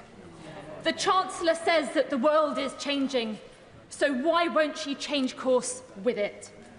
The Chancellor said she wanted a dash for growth, but with her national insurance jobs tax, she shot herself in the foot before she even crossed the start line. After the government's disastrous budget, the government had the chance today to change direction, to fix our finances, to kickstart growth and deliver a small business budget. The government could have scrapped the jobs tax, which will hammer our high streets, and instead asked the big banks, the social media giants and the online gambling companies to pay their fair share instead. And the government could have changed its approach to trade, launching talks to boost growth with a new trading deal with our European neighbours. Instead, the government has made the wrong decisions to cut public services, hit disabled people and inflict more pain on our small businesses and high streets. In doing so, they have delivered no change and almost no growth at all. After years of Conservative mismanagement, people can see just how broken our public services are. They can't see a GP, they can't see a dentist, they're fighting for an education plan, and they are picking up the pieces of a broken social care system. Everything is broken, nothing works. That is why people are impatient for the change that they were promised. We have to bring the welfare bill down and support more people into work.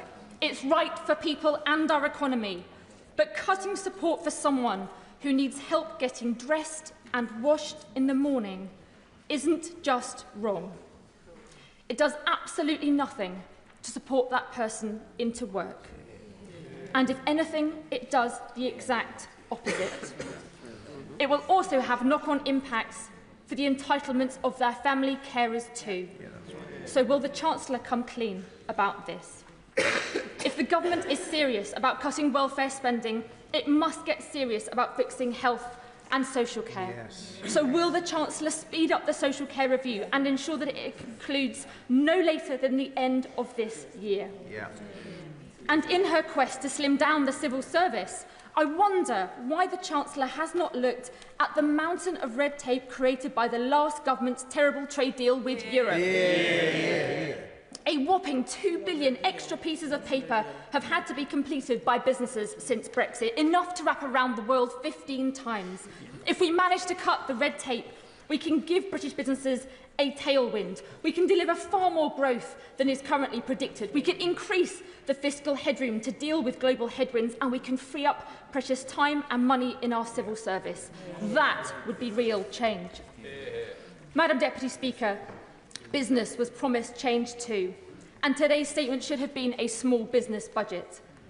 We Liberal Democrats have repeatedly raised the alarm about the impending damage from the National Insurance Jobs Tax, the bigger business rates bills and changes to reliefs for family farms and family businesses. These changes will be a hammer blow to small and family businesses, leaving communities facing the prospect of an epidemic of boarded-up shop fronts. And there'll be a hammer blow to community health and care providers who stop our NHS from falling over. This isn't the change that was promised. So instead, I say again, the Chancellor should look again at much fairer ways to raise the tax revenue our public services desperately need, by reforming capital gains tax more fairly and asking the big banks, the social media giants and the online gambling companies to pay their fair share. I know that the Chancellor must contend with President Trump's trade war, which is causing global economic turmoil. But our response to Trump's bullying cannot be to cower in the corner and just hope that he's nice to us. We cannot sit on our hands whilst British steel is hit with Trump's tariffs. We Liberal Democrats warmly welcome the Chancellor's move to raise defence spending to 2.5% of GDP. But instead of cutting the aid budget, which abandons the world's poor and damages our soft power, she should instead be covering the cost by raising the digital services tax, handing the tab to Elon Musk and Trump's other billionaire backers. At the very least, Madam Deputy Speaker, can the Chancellor categorically rule out any reduction in the tech tax in an attempt to appease the White House, especially when disabled people in Britain face eye-watering cuts? To conclude, Madam Deputy Speaker, I have a series of questions. Will the Chancellor recognise that cutting public services that are already stretched is a false economy? Will she accept that trying to bring down the welfare bill without fixing health and social care is a road to nowhere? Will she listen to the warnings from small and family businesses that her jobs tax will do more harm than good? Will she look at the fairer ways of raising revenue that we Liberal Democrats have put forward? And will she take the bold action we need to grow our economy by rebuilding our broken trading relationship with Europe? Madam Deputy Speaker, the public were promised change. Where on earth is it? Chancellor. Thank you, Madam Deputy Speaker. The Honourable Lady says, where is the change? Well, let me tell her. More money into our NHS with 2 million additional appointments and waiting lists falling 5 months in a row. We're rolling out breakfast clubs in primary schools from April this year. We're increasing defence spending to protect us in a more uncertain world. Additional support for carers, a living wage up, the Employment Rights Bill, and so much more. That is the difference we've made in 9 months, and we've only just got started. Now, the Honourable Lady talks about trade. Well, we believe in free trade. We are a small, open trading economy, and we benefit with trade links around the world, including with our single biggest trading partner, the United States of America. And it is right that we work with our allies in the United States to ensure that that free and open trade continues. That is in our national interest, and this government will always act in our national interest. At the same time, there is going to be a summit, as the Honourable Lady knows, between the UK and the EU in May, where we look to reset our relationship so that we can see more free trade and the better flow of trade, especially for our smaller businesses to be able to export around Europe. Now, the Honourable Lady talks about welfare. Well, the Honourable Lady has not admitted that there is a single problem in the welfare system as it exists today. Now, I'm not willing, this party is not willing, to write off 1 in 8 young people who are not in education, employment or training. It's why, for example, we have just announced this week with my right honourable friend, the Education Secretary, an additional 60,000 training places to train people up in the construction industries of the future, and a £1 billion package of personalised targeted support, because there are many disabled people, and the Honourable Lady knows this, who are desperate to work but aren't getting the support, were denied the support by the last government. And that's why we have said that there will be additional support for the most sick and disabled, and that personal support for getting people back into work. And that is the right approach, so that we have protections for those who need it, work for those who can, and a sustainable system that is here for generations into the future. But I do want to take on the main point that the Honourable Lady makes, because the Honourable Lady wants all the money for public services, but she doesn't want to raise the taxes to pay for them. The tax, at the the moment, we spend £105 billion a year on interest on government debt, and it seems that the honourable lady would just like more of that debt. She says you can't see a GP, you can't see a dentist. Well, Madam Deputy Speaker, how does the honourable lady, how do the parties opposite think that you pay for those things? You can't object to the tax increases and support the money that we've invested in our public services. And to say otherwise, I'm afraid, is fairy tales and the magic money tree. It just does not add up. The difference on this side of the House is that we will put money into our public services, explain where it comes from, and ensure that the public finances are on a firm footing. And that is the difference between our party and the parties opposite. Thank you, Madam Deputy Speaker. Young people in my constituency, indeed across the country, have had an incredibly difficult time growing up. Austerity saw their further education budgets cut by 14%, then a pandemic, now war in Europe. So can the Chancellor please set out how her plans to get Britain building again will help my constituents, my young constituents, get the good non-graduate jobs they need in Loughborough, Shepshed and the villages? Thank you, Madam Deputy Speaker. And the honourable member, my honourable friend, speaks powerfully on behalf of his constituents in Loughborough. The additional homes, the 1.5 million homes that this government is building, will ensure that families in Loughborough have a chance of getting on the housing ladder, and young people in Loughborough will have the opportunities to help build those homes. That is the difference that we are making: more jobs, paying decent wages, more homes for our families. Glenn. Madam Deputy Speaker, I hope that the Chancellor next Wednesday in front of the Treasury Select Committee will reiterate her commitment not to come back with more tax increases. But could I turn to the OBR page 5, 1.2, where it says, while the government's planning reforms deliver a modest boost to the level of potential output of 0.2% in 2029, its cumulative growth between 2023 to 2029 is still 0.5 percentage point lower than we projected in October. And the level of productivity is 1% lower. I'd like to know what the Chancellor thinks about that, and can she confirm that the Employment Rights Bill has not been evaluated by the OBR? Well, the key point that the right honourable gentleman says there is that from 2023 to the end of the forecast, cumulative growth is lower. But of course, this government didn't come into power in 2023. We came into power in July 2024. And what the OBR numbers show, that the economy is bigger because of the changes that we've made. It's just a difference of the dates. I look forward to coming to the Select Committee next week, and I'm sure I'll take more questions from the honourable gentleman then. Yuan Yang. Thank you, Madam Deputy Speaker. The Chancellor has rightly championed economic stability in stark contrast to the previous government, indeed in stark contrast to the previous 5 Chancellors. Yet, as she has said, the world is becoming more unstable, and that global instability feeds through to rapid changes in official projections, which can constrain our room for action. Can the Chancellor reaffirm to us that despite these challenges, she will keep her focus on fiscal stability to meet the long-term missions of this government, to defend our country, to improve living standards, and to protect the most vulnerable in our society? Chancellor. Thank you. My honourable friend is absolutely right that her constituents, all of our constituents, depend on economic stability. It ensures they know how much they're going to pay on their rent and their mortgages. It ensures that they're not caught out when they go to the shops by prices constantly rising. And that's why, as a government, we've said to grow our economy, the number one thing that we need to achieve is economic stability. And that's why I'm so pleased that the Bank of England have been able to cut interest rates 3 times since the general election, and also that the OBR forecast that inflation will fall rapidly to 2.1% next year and then 2% in the years after that. Dr. Caroline Johnson. Madam Deputy Speaker, schools face imminently a huge rise in costs due to the rise in national insurance contributions, and they had been reassured by the government that head teachers have been reassured that the schools will be recompensed with money to cover the national insurance costs. Yet Sir Robert Patterson School in my constituency, a great school, finds itself £33,000 short. Will the Chancellor commit to ensuring that Sir Robert Patterson, and indeed all the schools in my constituency, are given enough money to cover her jobs tax?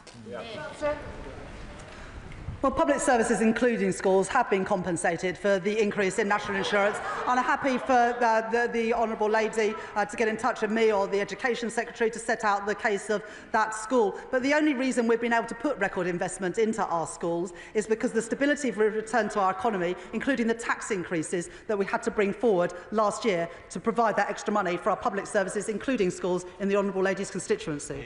Debbie Abrahams. Thank you, Madam Deputy Speaker. And I recognise the difficulties that my right honourable friend is facing in terms of fiscal challenges and so on.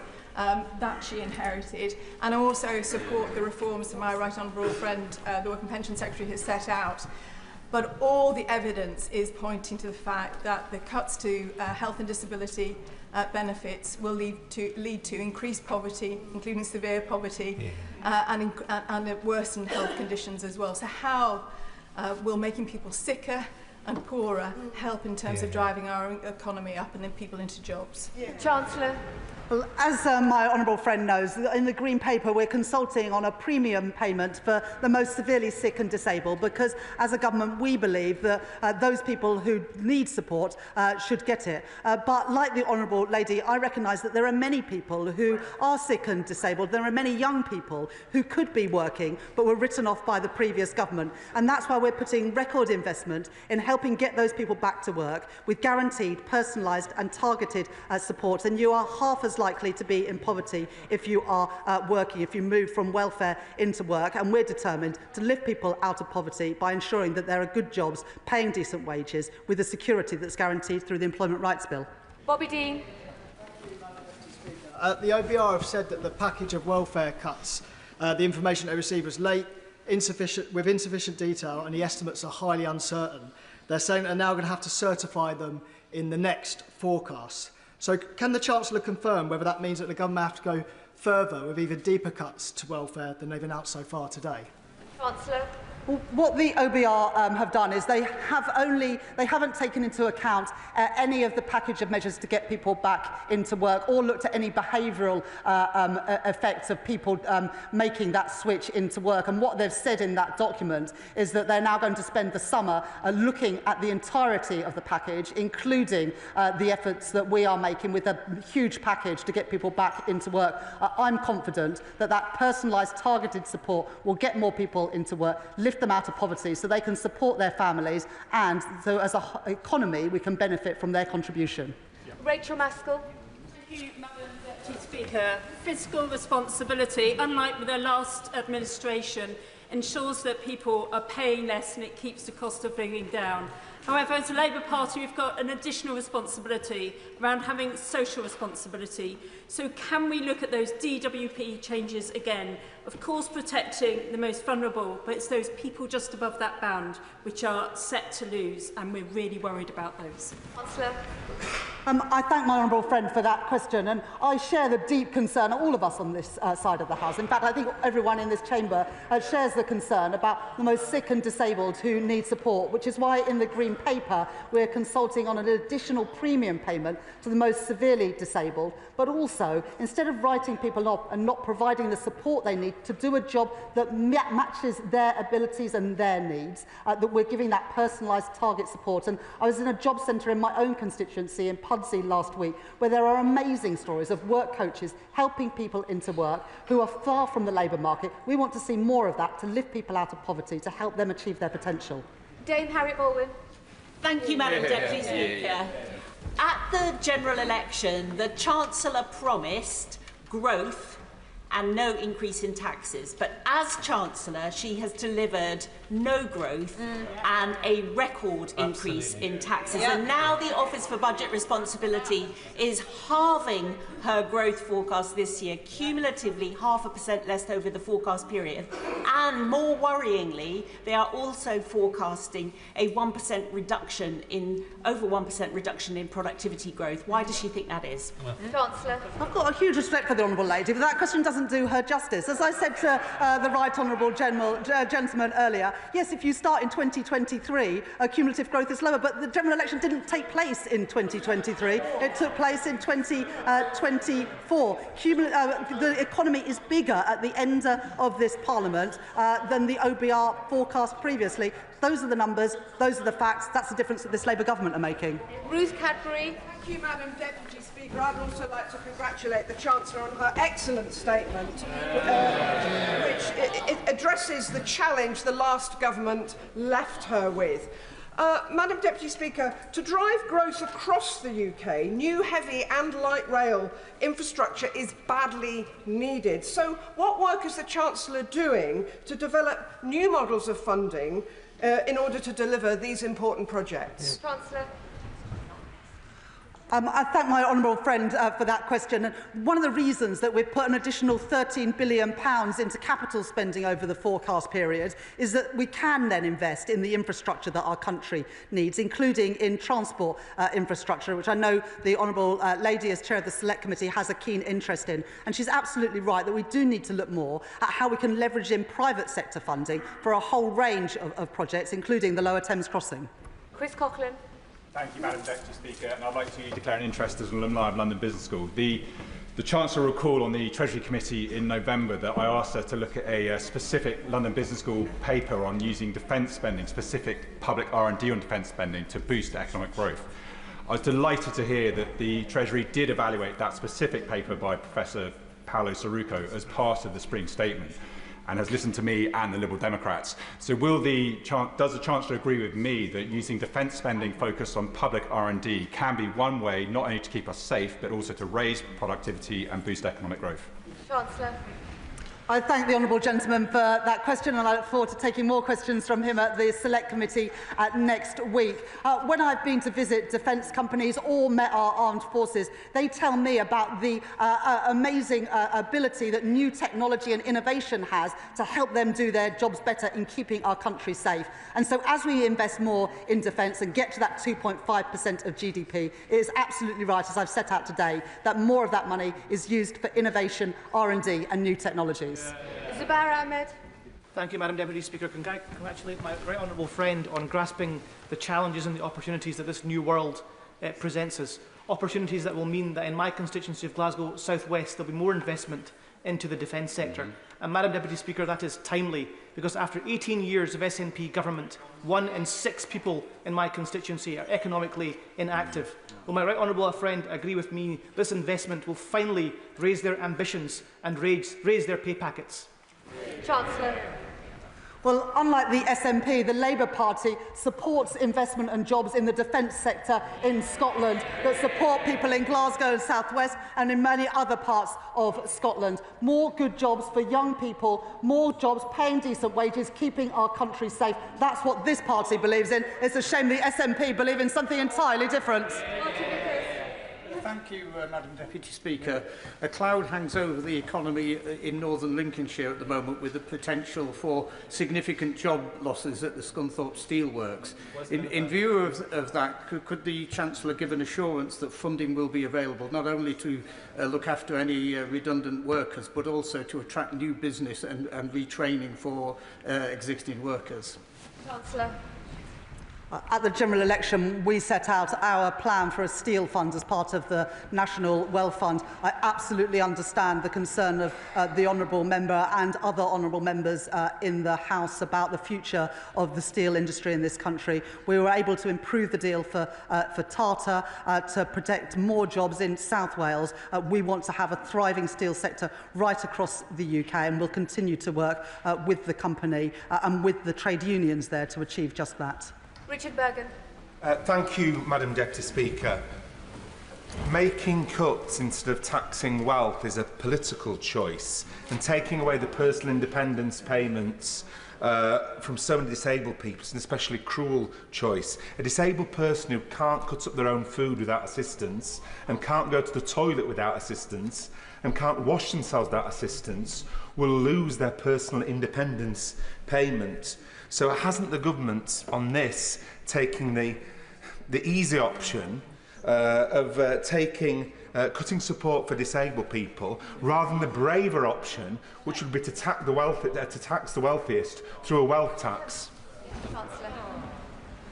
Madam Deputy Speaker, that there is nothing progressive, there is nothing Labour about not supporting people who are disabled and sick and young people to do jobs that are commensurate with what they are able to do. And 1 in 8 young people have been effectively written off by the party opposite, and we're not willing to leave them in that position. And we are consulting in the Green Paper on an additional premium to pay to the most sick and disabled, because we recognise that people need support from the state, but too many people are not given the opportunities to fulfil their potential, and we're not willing to carry on like that. In the budget last year, we got rid of the non-dom tax status, we increased capital gains tax, we introduced VAT on private schools, and we changed the rules of inheritance tax. So I don't recognise what the honourable gentleman says. Dave Dugan.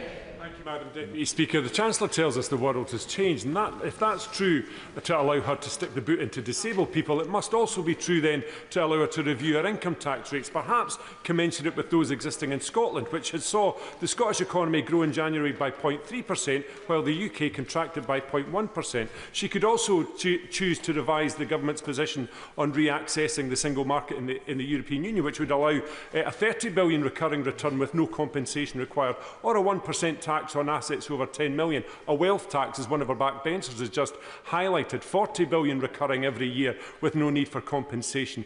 If she's got the disabled, the WASPy women, pensioners and hospices in her crosshairs, why can she not tap up multimillionaires for a few quid? The world has changed, and we can see that all around us, which is why our defence is more important than ever. That's why it's so astonishing that the SNP continue to oppose the nuclear deterrent. Preet Gill.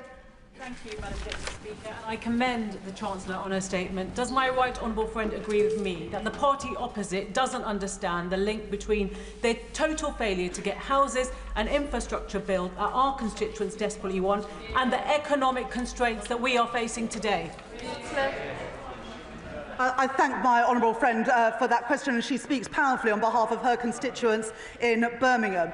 We need to build the homes that all of our constituents are crying out for. The level of home ownership had declined under the previous government, and we're determined to turn that around, as well as building the affordable and social housing that our country needs. And as we build those homes, more good jobs for young people with pride in their work, good jobs paying decent wages, backed by the increase in the national living wage and our employment rights bill. James Cleverly. Thank you, Madam Deputy Speaker. Her Transport Secretary failed to stand up to the transport unions. Health Secretary failed to stand up to the health unions. Her Work and Pension Secretary failed to stand up to the backbenches of her own party. Her savings are predicated on getting rid of a whole tranche of civil servants. How can we have any confidence that she or the Prime Minister will stand up to the civil service unions? Today, as part of the Transformations Fund, we've set aside £150 million next year for redundancy costs for a voluntary exit settlement, showing how serious we are about reducing the size of the civil service after it increased to record levels under the party opposite. Michelle Strobhan. Thank you, Madam Deputy Speaker.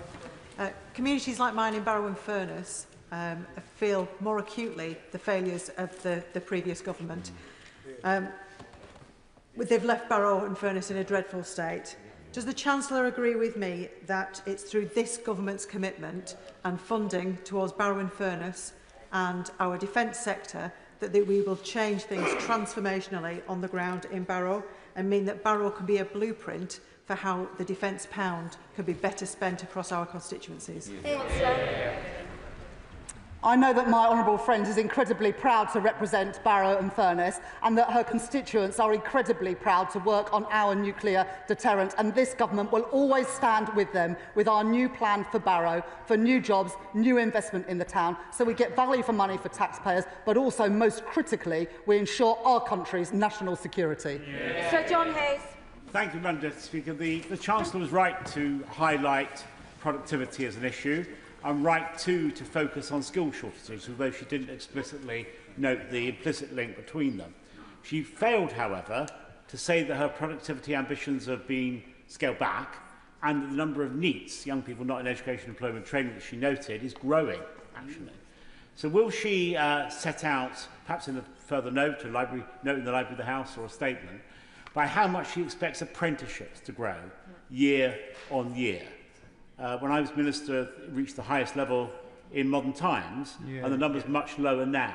So we need to grow apprenticeships, to make skills, to grow productivity. Will she do that? For if she doesn't, people will feel that hope exceeds expectation.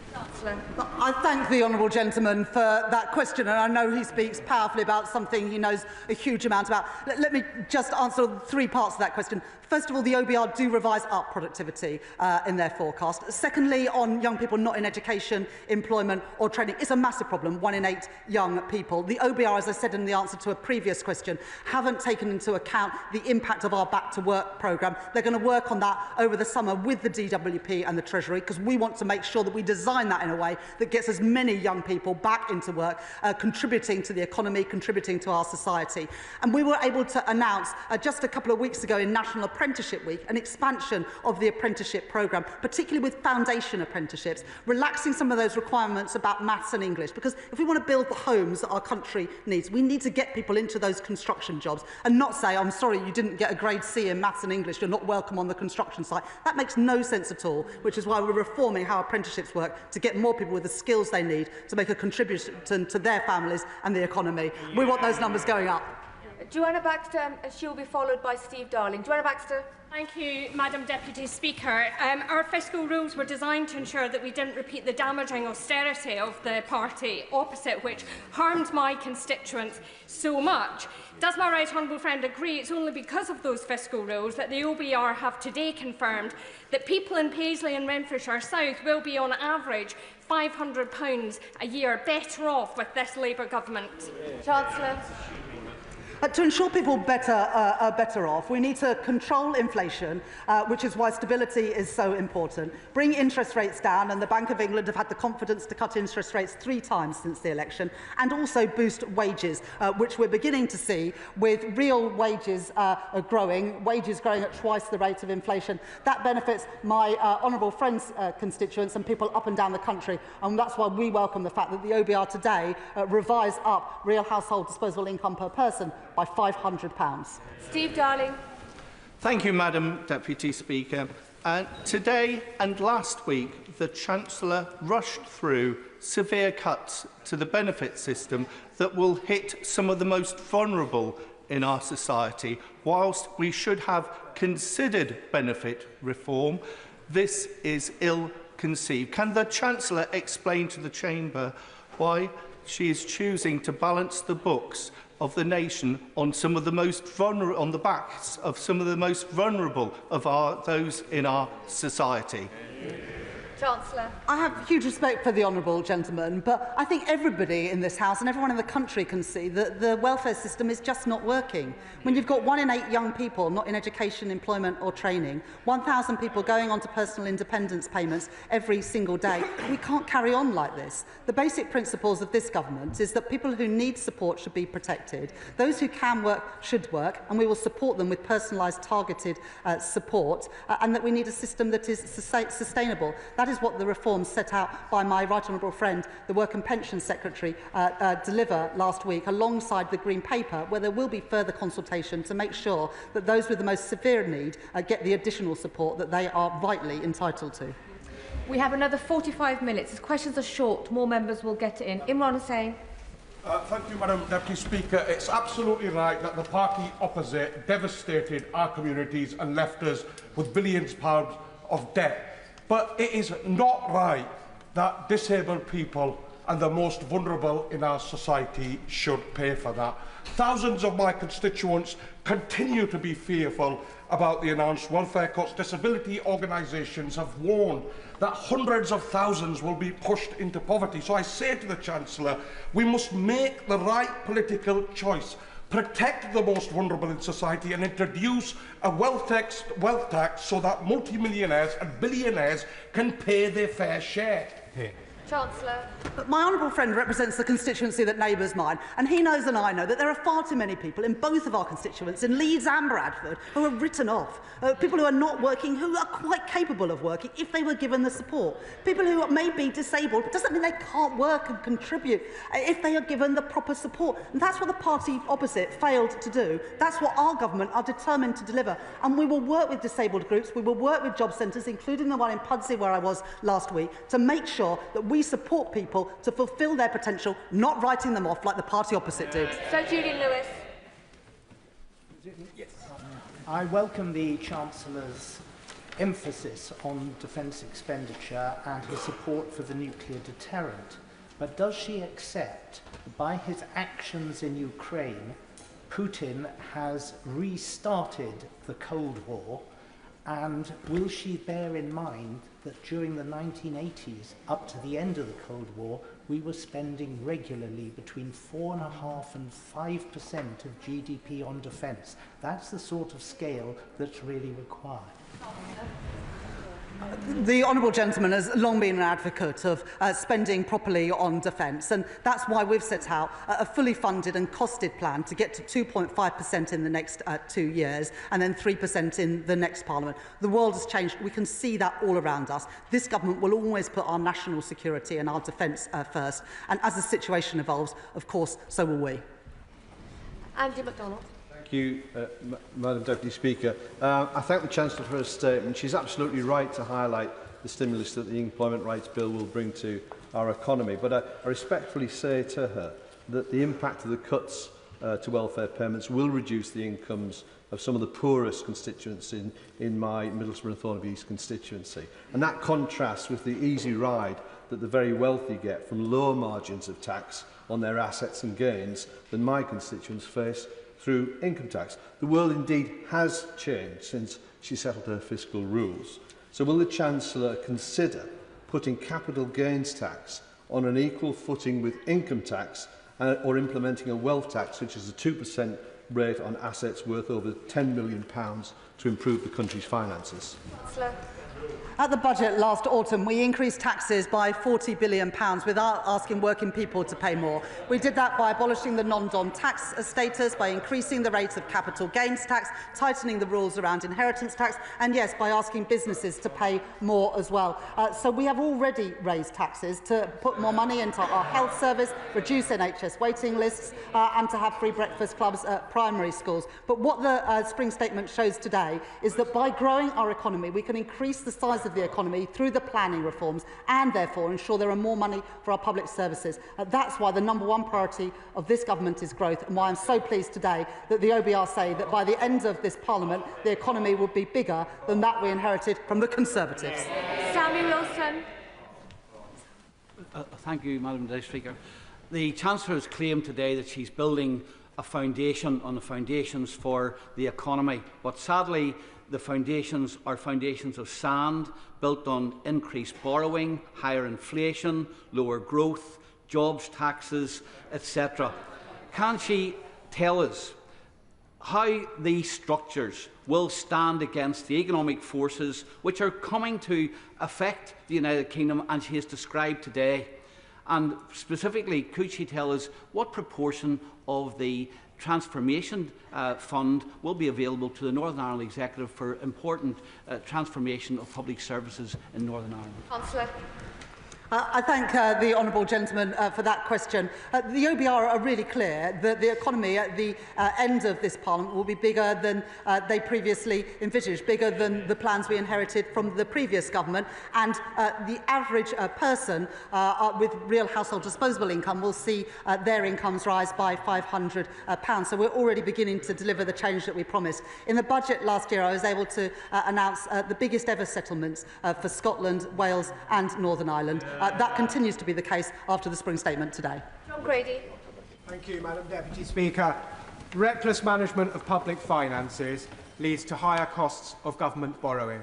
And as any economist will tell you, that increases the cost of capital across the British economy, putting at risk and increasing the cost of essential investments in housing and infrastructure that my constituents desperately need. Yeah. Would my right honourable friend agree with me that this is a very important reason why it is essential to manage public finances carefully, unlike the last Conservative government, and unlike the government in Scotland, which is over-familiar with emergency budgets?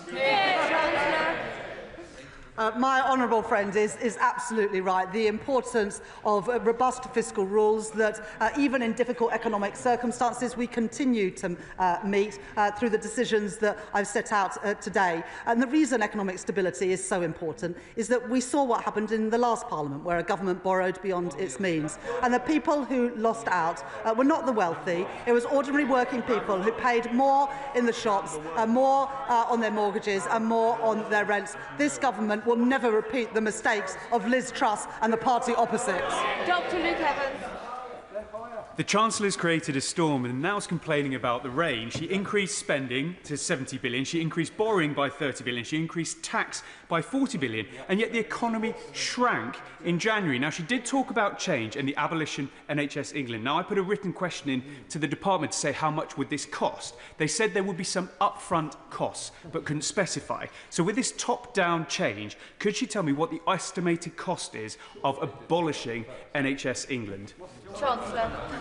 It's really difficult to understand what the party opposite want. Do they want to reduce the cost of admin and bureaucracy, or do they want to carry on with everything the way it was? We want to change things, and that's why in the transformation fund that I set out today includes £150 million for a voluntary exit scheme, because we want more money on the front line, not in the back office and a bloated bureaucracy left by the party opposites. Rebecca Long-Bailey. Madam Deputy Speaker, there's so much to welcome in today's statement, but the Chancellor will be aware of serious concerns regarding welfare reform. And my constituent told me last week, I'm terrified of what will happen to me if I can't work. I'm already having thoughts of suicide at the prospect of these changes and what they mean for disabled people. Today's impact assessment shows 250,000 increase in relative poverty, 50,000 increase in children living in relative poverty. What will the Chancellor do to stop this from happening? Chancellor. Well, the honourable lady speaks about a constituent who is in work, and she, I'm sure, like others, will welcome the work that Charlie Mayfield has done about ensuring that people with sickness and disability can stay in work, because we know that the best place for people is in work for their health, both physical and mental. But we know too often when people drop out of the labour market, they really struggle to get back in. So alongside the targeted support to get people back into work, we're determined to work with businesses to ensure more people with sickness and disability can stay in work, contributing to their family finances and contributing to the wider economy. Nigel Farage. Thank you, Madam Deputy Speaker. Would the Chancellor agree that measuring growth and relative wealth by GDP is not the most relevant number to our constituents? Because we're living in an age of mass immigration and a rising population, it is GDP per capita, surely, that matters to our constituents, and that has fallen consistently for the last 2 years and is falling still. And shouldn't we tell people, actually, they are getting poorer? Well, the OBR forecast that GDP per capita will increase by 5.6% during the course of this Parliament, having fallen under the previous government. So if he ever gets to Clacton, he can tell his constituents that. Matthew Patrick. £3 billion into a transformation fund to sort out how government is run. Does the Chancellor agree with me that this is reform that the Tories ducked, should have done it, didn't do it, and actually their failure to address this put pressure on frontline services and stretched public finances? Chancellor. The Transformation Fund, worth £3.25 billion, is about trying to reduce costs further out, the costs of failure. So that's why we're putting more money into recruiting foster carers, because we want to make sure that more children can get the best possible start in life. But we also know that if children end up in poor quality children's homes, that has consequences not just for their lives, but also for other services later in life. It's also why we're putting more money into technology in the probation service, so that we can make sure that probation works better for rehabilitating offenders, but also ensuring that people pay for the crimes that they commit. Alberto Costa. Thank you, Madam Deputy Speaker. The Chancellor rightly reminded this House in her statement that the British public are watching. And among the British public watching are tens of thousands of the most vulnerable pensioners in our society. Can she please explain to the House what is Labour about removing the winter fuel payment from those having £13,500 a year? Next month, because of the triple lock which we've been able to protect, the basic state pension, the new state pension, will increase by more than £400. And during the course of this Parliament, because of the triple lock, which the Shadow Chancellor opposes, the triple lock will cost an additional £31 billion. So that's the protection that we're giving to pensioners, as well as record investment into our NHS, which of course older people use with greater frequency than anyone else. Zara Sultana. You, Madam Deputy Speaker. The UK is the 6th richest country in the world, yet over 1 in 3 children and 25% of adults live in poverty. Since Labour came into power, 25,000 more children have been pushed into poverty due to the 2-child benefit cap. And now, according to the government's own impact assessment, over 250,000 people will be pushed into poverty as a result of these cuts, including 50,000 children. So I asked the Chancellor, who earns over £150,000 annually, has accepted £7,500 worth of free clothing, and recently took freebie tickets to see Sabrina Carpenter. Does she think austerity 2.0 is the change people really voted for? There's nothing progressive and there's nothing Labour about pouring more money into a broken system. Under the changes that we're bringing about, we're going to help young people who are not in education, employment or training by giving them targeted support. And as I set out in the statement earlier, the OBR so far have not scored any of the Back to Work programme, which is the biggest Back to Work programme that we've seen for many, many years. They're going to do that work over the autumn. But we know that the best way to lift people out of poverty is to get them into good work, secure work, paying a decent wage. We're increasing the national living wage, so it will go up by £1,400 for someone working full-time from next month, as well as the Employment Rights Bill, which ensures that people will have security at work. That's the difference that this Labour government is making. Adrian Ramsey. Thank you, Madam Deputy Speaker. The Chancellor knows that our economy has been driven to the edge over the last 15 years, with ordinary people forced to bear the burden while a small minority have amassed extreme wealth. This is something she could change, and her own backbenchers are lining up to argue for a wealth tax. So why won't she do the fair and right thing and introduce a tax on the very wealthiest, rather than launching austerity 2.0 and removing vital support from disabled and ill people? The best thing that we can do for our constituents is build the homes that they desperately need. And so I really have no understanding of why the Green Party voted against the planning and infrastructure bill this week. What have they got against to get families getting homes and young people getting jobs? Amanda Martin. Thank you, Madam Deputy Speaker. Today's defence announcement by my right honourable friend, the Chancellor, is fantastic news for my city. It delivers security for working people across the country and cements Portsmouth as not just the historic home of the Royal Navy, but the future home. Does she agree with me that after 14 years of the benches opposite, decimating all areas of our armed service, imposing 3 Portsmouth ministers on my city, and axing shipbuilding from our city, it has fallen to this government to once again fix the mess inherited by you, by the people over there. Almost said you lot, sorry. Securing the naval base operation and those serving our country for the future. My honourable friend is a proud advocate for her city of Portsmouth, and this government is a proud advocate for the people of Portsmouth. That's why we've put investment into the Portsmouth naval base in the spring statement today. As we grow what we spend on defence to keep our country safe and secure, we want to ensure that there are more good jobs, paying decent wages, to make Britain a defence industrial superpower and to support those who serve on the front line. Wendy Morton. Thank you, Madam Deputy Speaker. Today, the Chancellor could have taken action to reverse the damage that she has done to constituents and businesses in my constituency and beyond, but she's failed. She's chosen not to do so. So what does she say to the pensioners, the farmers, the businesses, the charities, the hospices, and all those hard-working people who now face her huge tax rises? Chancellor.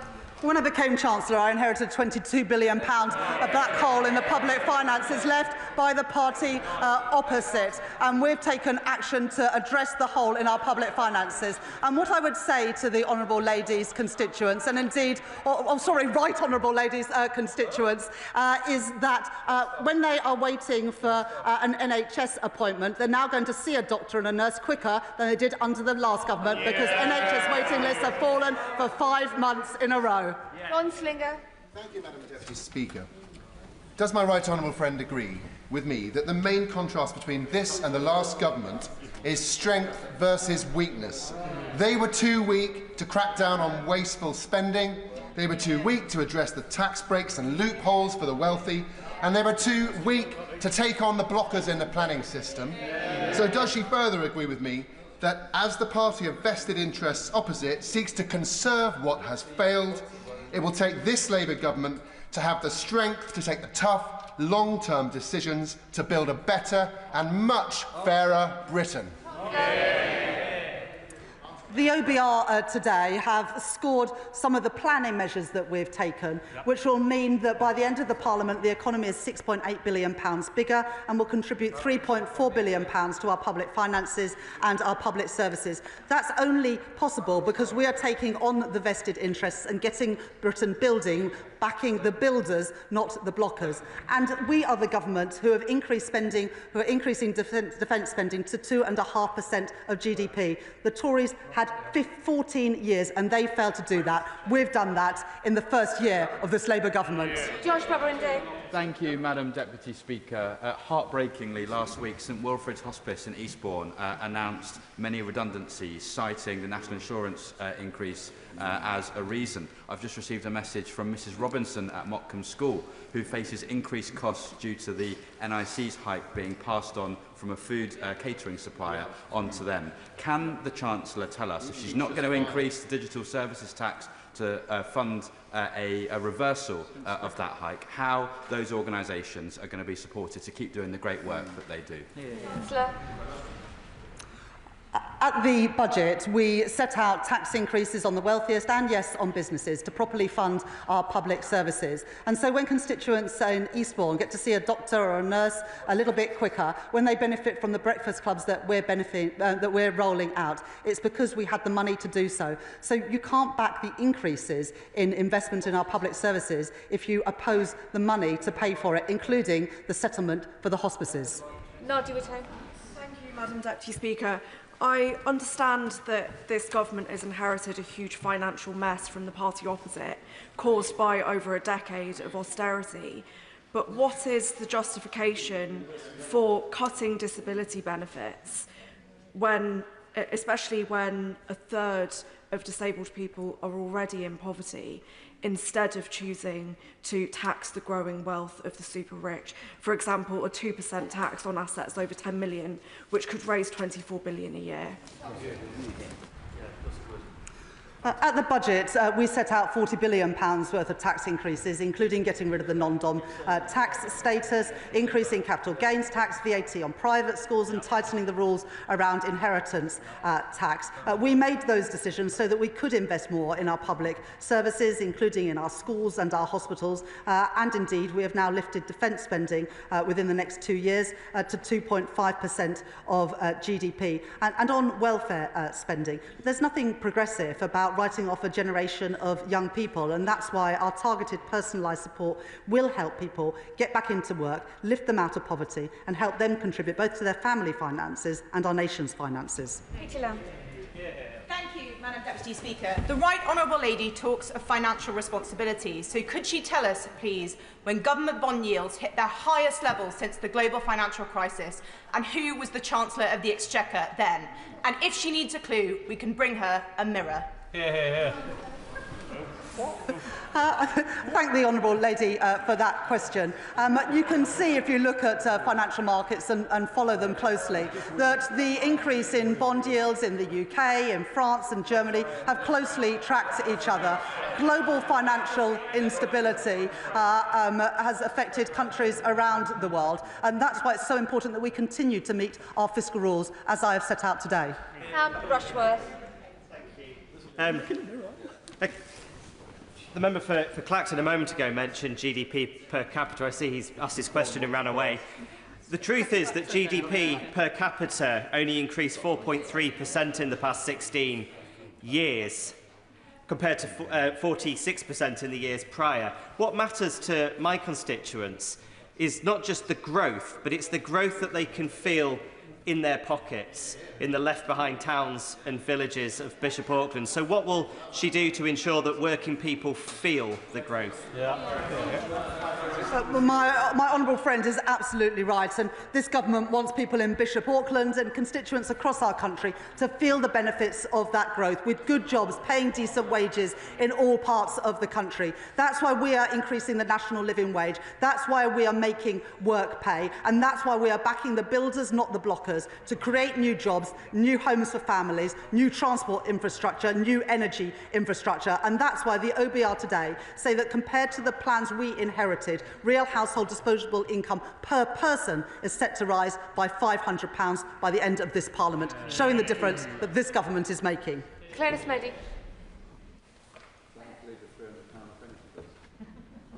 Claire Smeddy, no?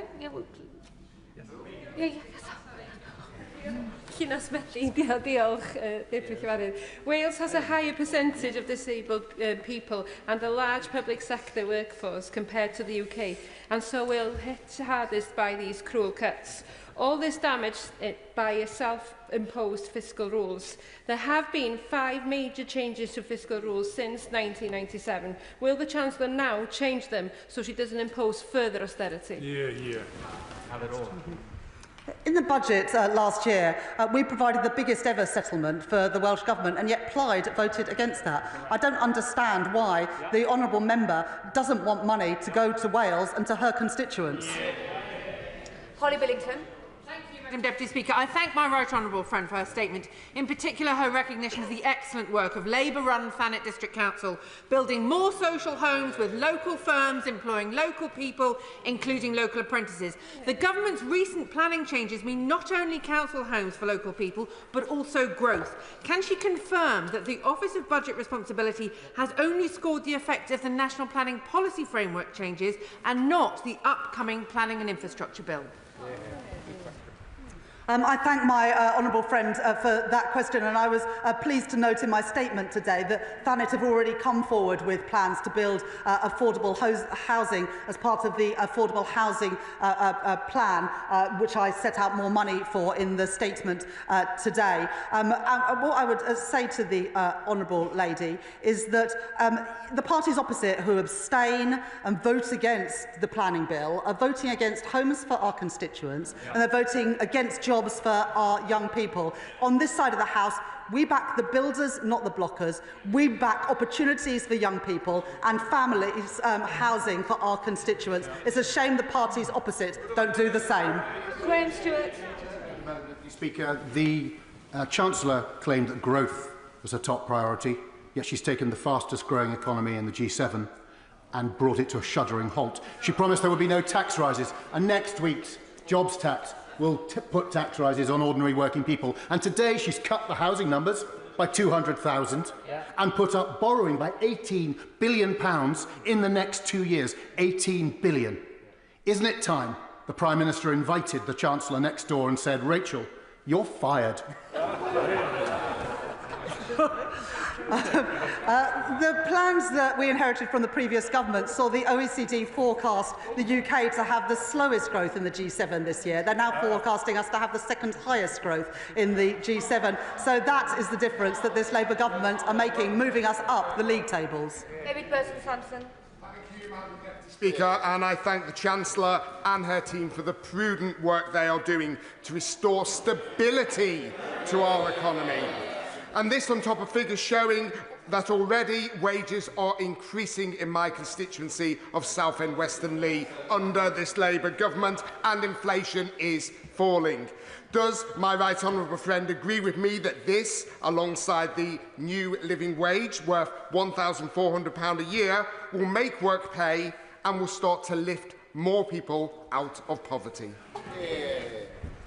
Thank you, Madam Deputy Speaker. I was pleased in the budget last year that I was able to announce a 6.7% increase in the national living wage, as well as a record increase in the youth rate of the minimum wage. That will help lift working people, working families out of poverty, alongside our Employment Rights Bill, which will ensure greater security for those who go out to work.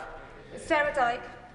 Deputy Speaker, growth is not on the lips of farmers whose confidence in the government is at a low ebb following the family farm tax, the abrupt closure of SFI and now the possible department cuts that could reduce the farming budget further.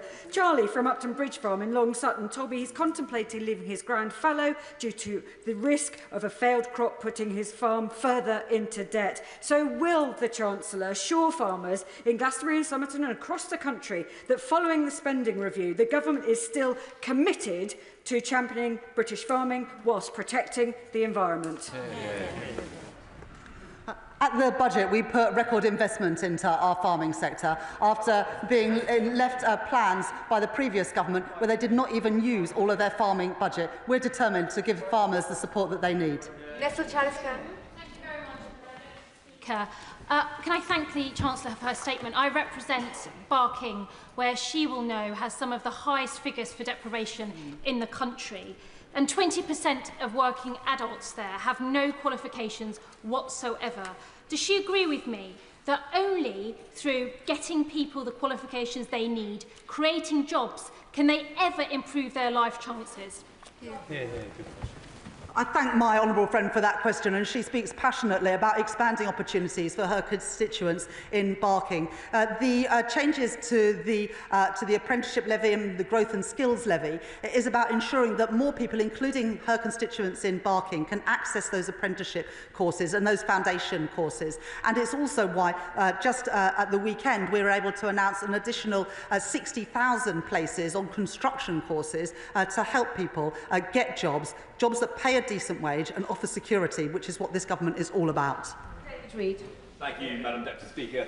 Given that the Chancellor chose not to mention Chagos in her statement, and given that she chose not to answer the Shadow Chancellor's question on Chagos, can the House now assume that this disastrous deal will not be going ahead, and more importantly, that the UK taxpayer will not be footing the bill?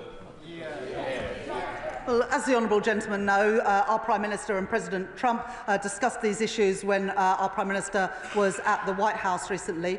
We continue to work on those plans. The most important thing is that we protect our national security and can continue to operate out of that important base. Neil Duncan-Jordan.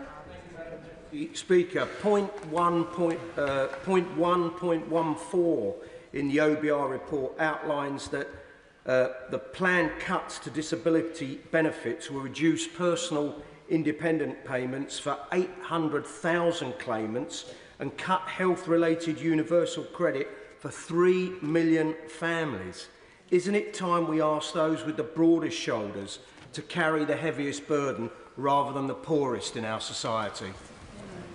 I thank my honourable friend for that question. As I've already set out, the Office of Budget Responsibility in their numbers don't assume any changes in terms of people going back to work. That's what we're going to work on with the OBR, DWP and Treasury over the summer, so that we develop those plans to ensure that people aren't worse off, but they're actually better off because they can progress into jobs that suits their abilities and needs, because we want more people to have the fulfilment of a good job with security that pays a decent wage.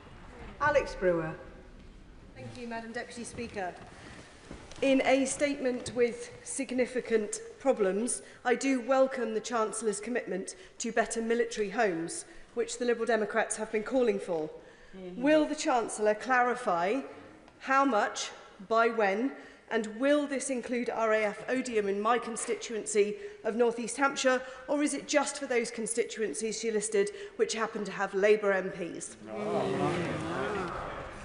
We support military families wherever they are based in the United Kingdom, and we will set out more detail in the spending review in June. But already in the last few months, we have taken back into the public sector homes that were previously contracted out to the private sector, so we can make improvements to military accommodation, something that I know will be welcomed in her constituency and by military families across our country. Sarah Coombs. Deputy Speaker. My constituents in West Brom work hard and pay their taxes, and they want to know that the government treats that money with respect. I'm glad we finally have a Chancellor who is being careful with every pound of taxpayers' money so we can invest in the NHS, which has seen a 10% cut in the waiting list in my area. Can the Chancellor set out how she is drawing a line under the waste and chaos of the previous government and finally putting our public finances back on a stable footing? I thank my honourable friend for that question, and she speaks powerfully on behalf of her constituents and ensuring that people in West Bromwich get a good deal from their public services and value for money when they pay their taxes. There was too much waste under the previous government, and that was exemplified during the pandemic when so many contracts went to friends and donors. That's why we've appointed a COVID corruption minister, because we want that money back in our public services, not in the hands of Tory friends and donors. Jeremy Corbyn. Thank you, Madam Deputy Speaker. There are 4.3 million children living in poverty in our society. There are 1.2 million people in receipt of PIP who are about to lose it following her statement last week. She's put a huge amount of money into defence. Could she not think for a moment of reversing the decision last week to take £5 billion out of the welfare budget and end the two-child benefit cap, which has driven so many children and families into really desperate poverty? I'm not going to make any apologies for putting more money in defence. This Labour government takes defence of our country seriously, and so we should. We are the party that created NATO, and under the leadership of the Labour Party today, we will always defend our country. David Hinzer-Dushinsky.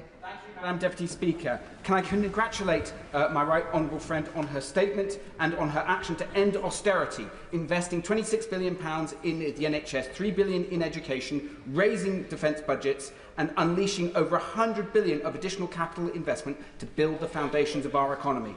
On the day after this government voted through a pay rise to 3 million working people by raising the minimum wage, does she agree with me that it's only by making the tough decision to restore stability and by pushing ahead with the government's bold plans for reform that we can repair the terrible damage done by the party opposite, deliver strong public services and get more money in people's pockets?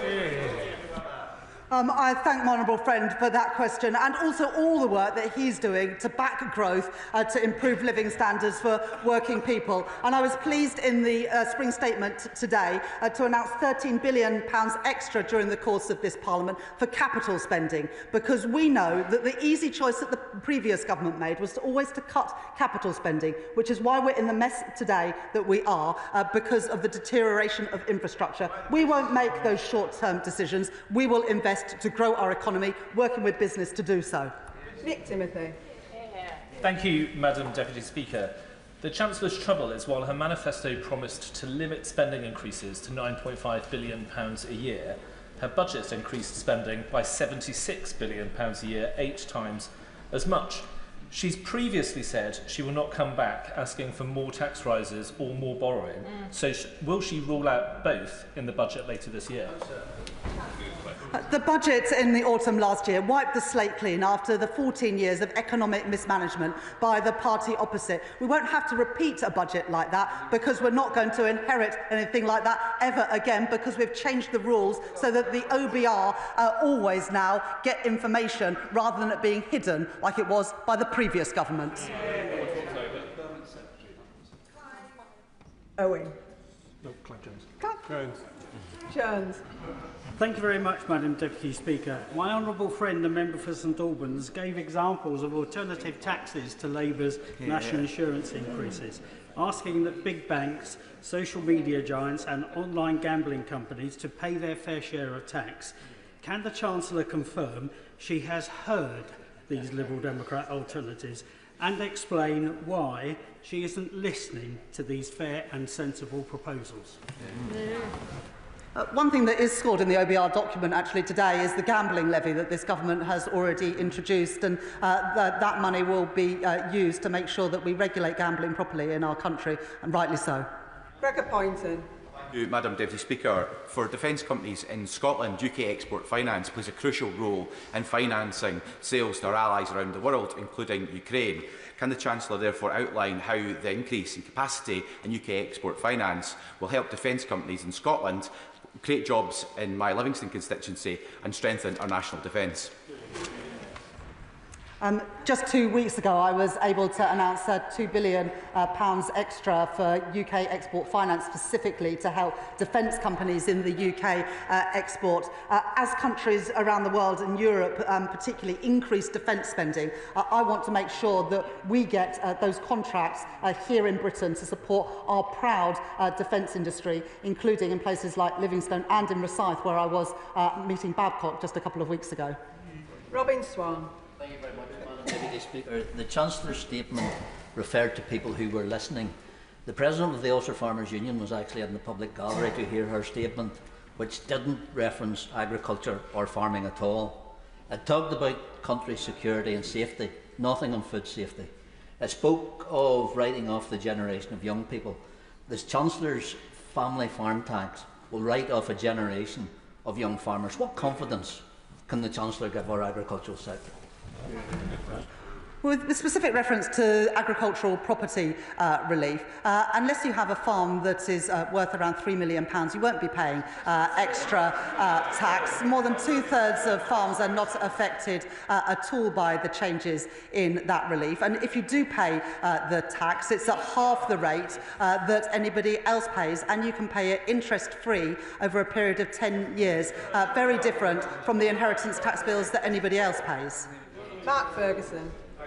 Madam Deputy Speaker, and I welcome the Chancellor's reference in a recent answer to the £13 billion of additional capital expenditure announced today. So can she put today's statement in the context of the significant investments already made and forthcoming, and contrast it with the last government, who didn't have a plan for long-term growth and abandoned communities like mine? My honourable friend speaks powerfully on behalf of his constituents in Gateshead, who rely on the infrastructure that our country needs, whether that's energy, digital or transport infrastructure, and in fact the houses that all of our constituents need. In the budget last year, I put £100 billion extra into capital spending during the course of this Parliament, and I've been able to announce an additional £13 billion today. Unlike the party opposite, I'm not willing to cut capital investment, because capital investment is absolutely crucial to grow the economy and to leverage in the private sector investment that we need as well. Madam Deputy Speaker, the Chancellor's made much of the government's investment in defence and desire to make the country a defence industrial superpower. I'm keen to pitch for a slice of the protected £400 million for UK defence innovation. Huntingdon is the home of our defence intelligence capability, the US Air Force's Joint Intelligence Operations Centre Europe and the NATO Intelligence Fusion Centre. It has a huge investment in sites like the Alconbury Wielder Enterprise Campus, Brampton Cross and potentially the redevelopment of the MOD land around RAF Whitton as well. Perfect location for defence startups, and with the arrival of several already in flight, the US government is investing north of £500 million in Huntingdon alone. So could I ask her to make a similar commitment to Huntingdon and include it in her list of defence sites? What great pitch. I'm sure somebody from the Ministry of Defence, one of the ministers, would be really pleased to meet with you to discuss those opportunities. As we move to 2.5% of GDP spent on defence and 3% in the next Parliament, I am determined that that money benefits our troops in the UK, but also supports us become a defence industrial superpower. And I'm sure that we can work with the honourable gentleman to realise those ambitions for Huntingdon. Rosie Writing. Madam Deputy Speaker, the party opposite left a £22 billion hole in our public finances, and they continue to oppose every decision made by the Chancellor to clean up their mess. Can the Chancellor tell us how things would look now if the Conservative Party had their way? Well, what it would mean for people in Kettering and around the country if we had continued under the plans of the previous government is that interest rates would have remained high, inflation would have remained high and growth would continue to flatline, whereas the OBR today forecasts that real household disposable incomes will rise, growth will be higher, living standards higher, because we have returned stability to the economy and we are backing the builders, not the blockers. Max Wilkinson. Sorry, Madam Deputy Speaker. I don't wish to interrupt the discussion on the front benches. Thank you, Madam Deputy Speaker. I have another opportunity for the Chancellor. In Cheltenham, we have a scheme that can produce jobs and growth and will support the defence industry. The Golden Valley development next to GCHQ, which will be a key part of this country's defence investment over the coming years. Will the Chancellor take it upon herself to work with ministers and other departments who already know about this to make sure that we get the investment that we deserve and GCHQ workers deserve too? I'm really proud of what GCHQ do to keep our country safe, and part of what we are doing around the defence budget, above the lift to 2.5%, is including some of the security service work, because increasingly the work that the security service do is crucial for our national security and defence. Of course, that's on top of the 2.5%, but as we protect defence spending, it is right that we take into account GCHQ and other security agencies as well. And of course, very happy to work with you to ensure that we maximise the benefits for so many constituencies, including in Cheltenham. Graham Downey. Much, Madam Deputy Speaker. Can I thank the Chancellor for her statement and welcome the increase in defence spending, which represents a huge opportunity for Scottish workers. And I was delighted to have her visit Rosyth in my constituency recently. Will she work to ensure a continuous shipbuilding programme in this country to maximise the opportunities for Scottish workers? And does she agree with me that it is utterly shameful that these workers have been ignored by the SNP for the last 18 years? And will she confirm that this Labour government will always value the role of shipbuilding for our economy and our national defence? I couldn't agree more with my honourable gentleman. It's just a shame that there's no SNP members in the House, although there are so few of them, to hear what he said. Perhaps the honourable gentleman would write to the SNP and ask them why they refuse to back the defence sector in the United Kingdom and specifically in Scotland. Adnan Hussain. Thank you, Madam Deputy Speaker. It is estimated that in under 5 years, there will be over 3 million families in receipt of disability benefits who will financially lose as a result of today's announcement, with an average loss of £1,720 per year compared to inflation. Is the Chancellor comfortable knowing that she has brought despair and horror to disabled people and their families across the country? We have a very basic principle that people who deserve to be protected should be, those who can work should, and that we need a system that is sustainable. We don't have any of those three things today, and that's why we're reforming our welfare system, to give additional support for those with the highest needs, to give personalised, targeted and guaranteed support to help people back into work, and to ensure that we've got a system that is sustainable so it is there for generations to come. Louise Jones. As the Chancellor will know, the East Midlands is often at the bottom of investment league tables, and indeed we do suffer through a lack of transport planning. Will the Chancellor outline to me, however, how the extra public investment and the National Wealth Fund will change that and deliver for people in North East Derbyshire? I thank my honourable friend for that question. People in North East Derbyshire will benefit from the additional homes, whether they are able to buy those homes, to rent those homes, or indeed to build those homes, as we expand the number of construction apprenticeships and 10 new technical excellence colleges in construction. And they will also benefit from the increases in real household disposable income, because what we want when the economy grows is to have more money in people's pockets, and that's what the OBR confirm will happen today. Helen Morgan.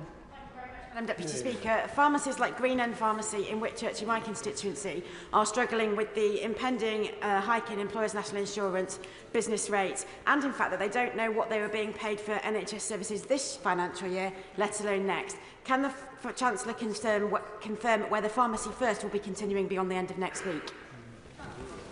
Well, I'm sure that the relevant health minister would be willing to meet with you to talk about that. But because of the investment that we put into our National Health Service last year at the budget, more than £20 billion of additional funding, we are able to start to rebuild our NHS, reduce waiting lists. Indeed, we have done that now for 5 months in a row. Madam Deputy Speaker, as we secure Britain's role in a changing world, I welcome the Chancellor's focus on defence innovation, and I thank her for referencing my community, Aldershot and Farnborough. We are ready to serve.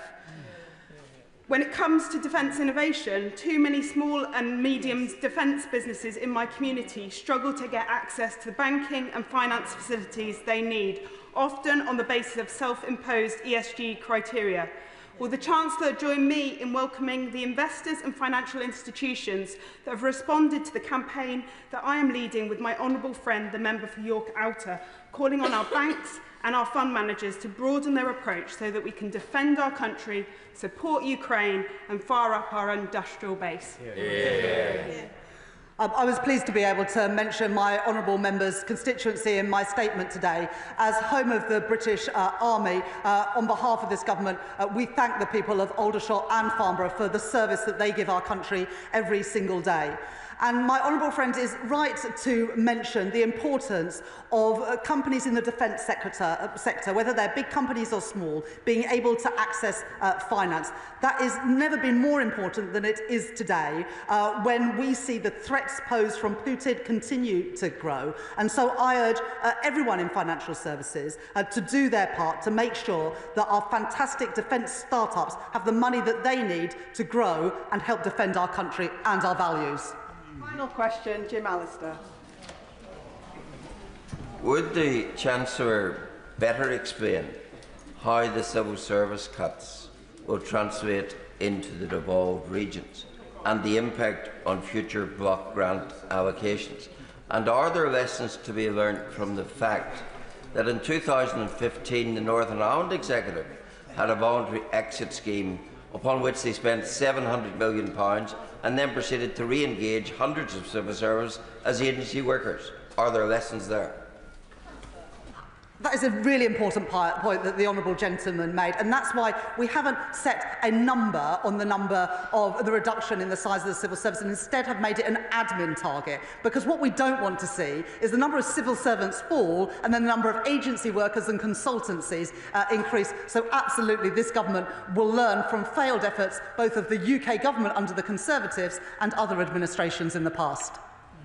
That concludes the statement, and I'll give the House a few moments to settle down before we come to the 10-minute rule motion.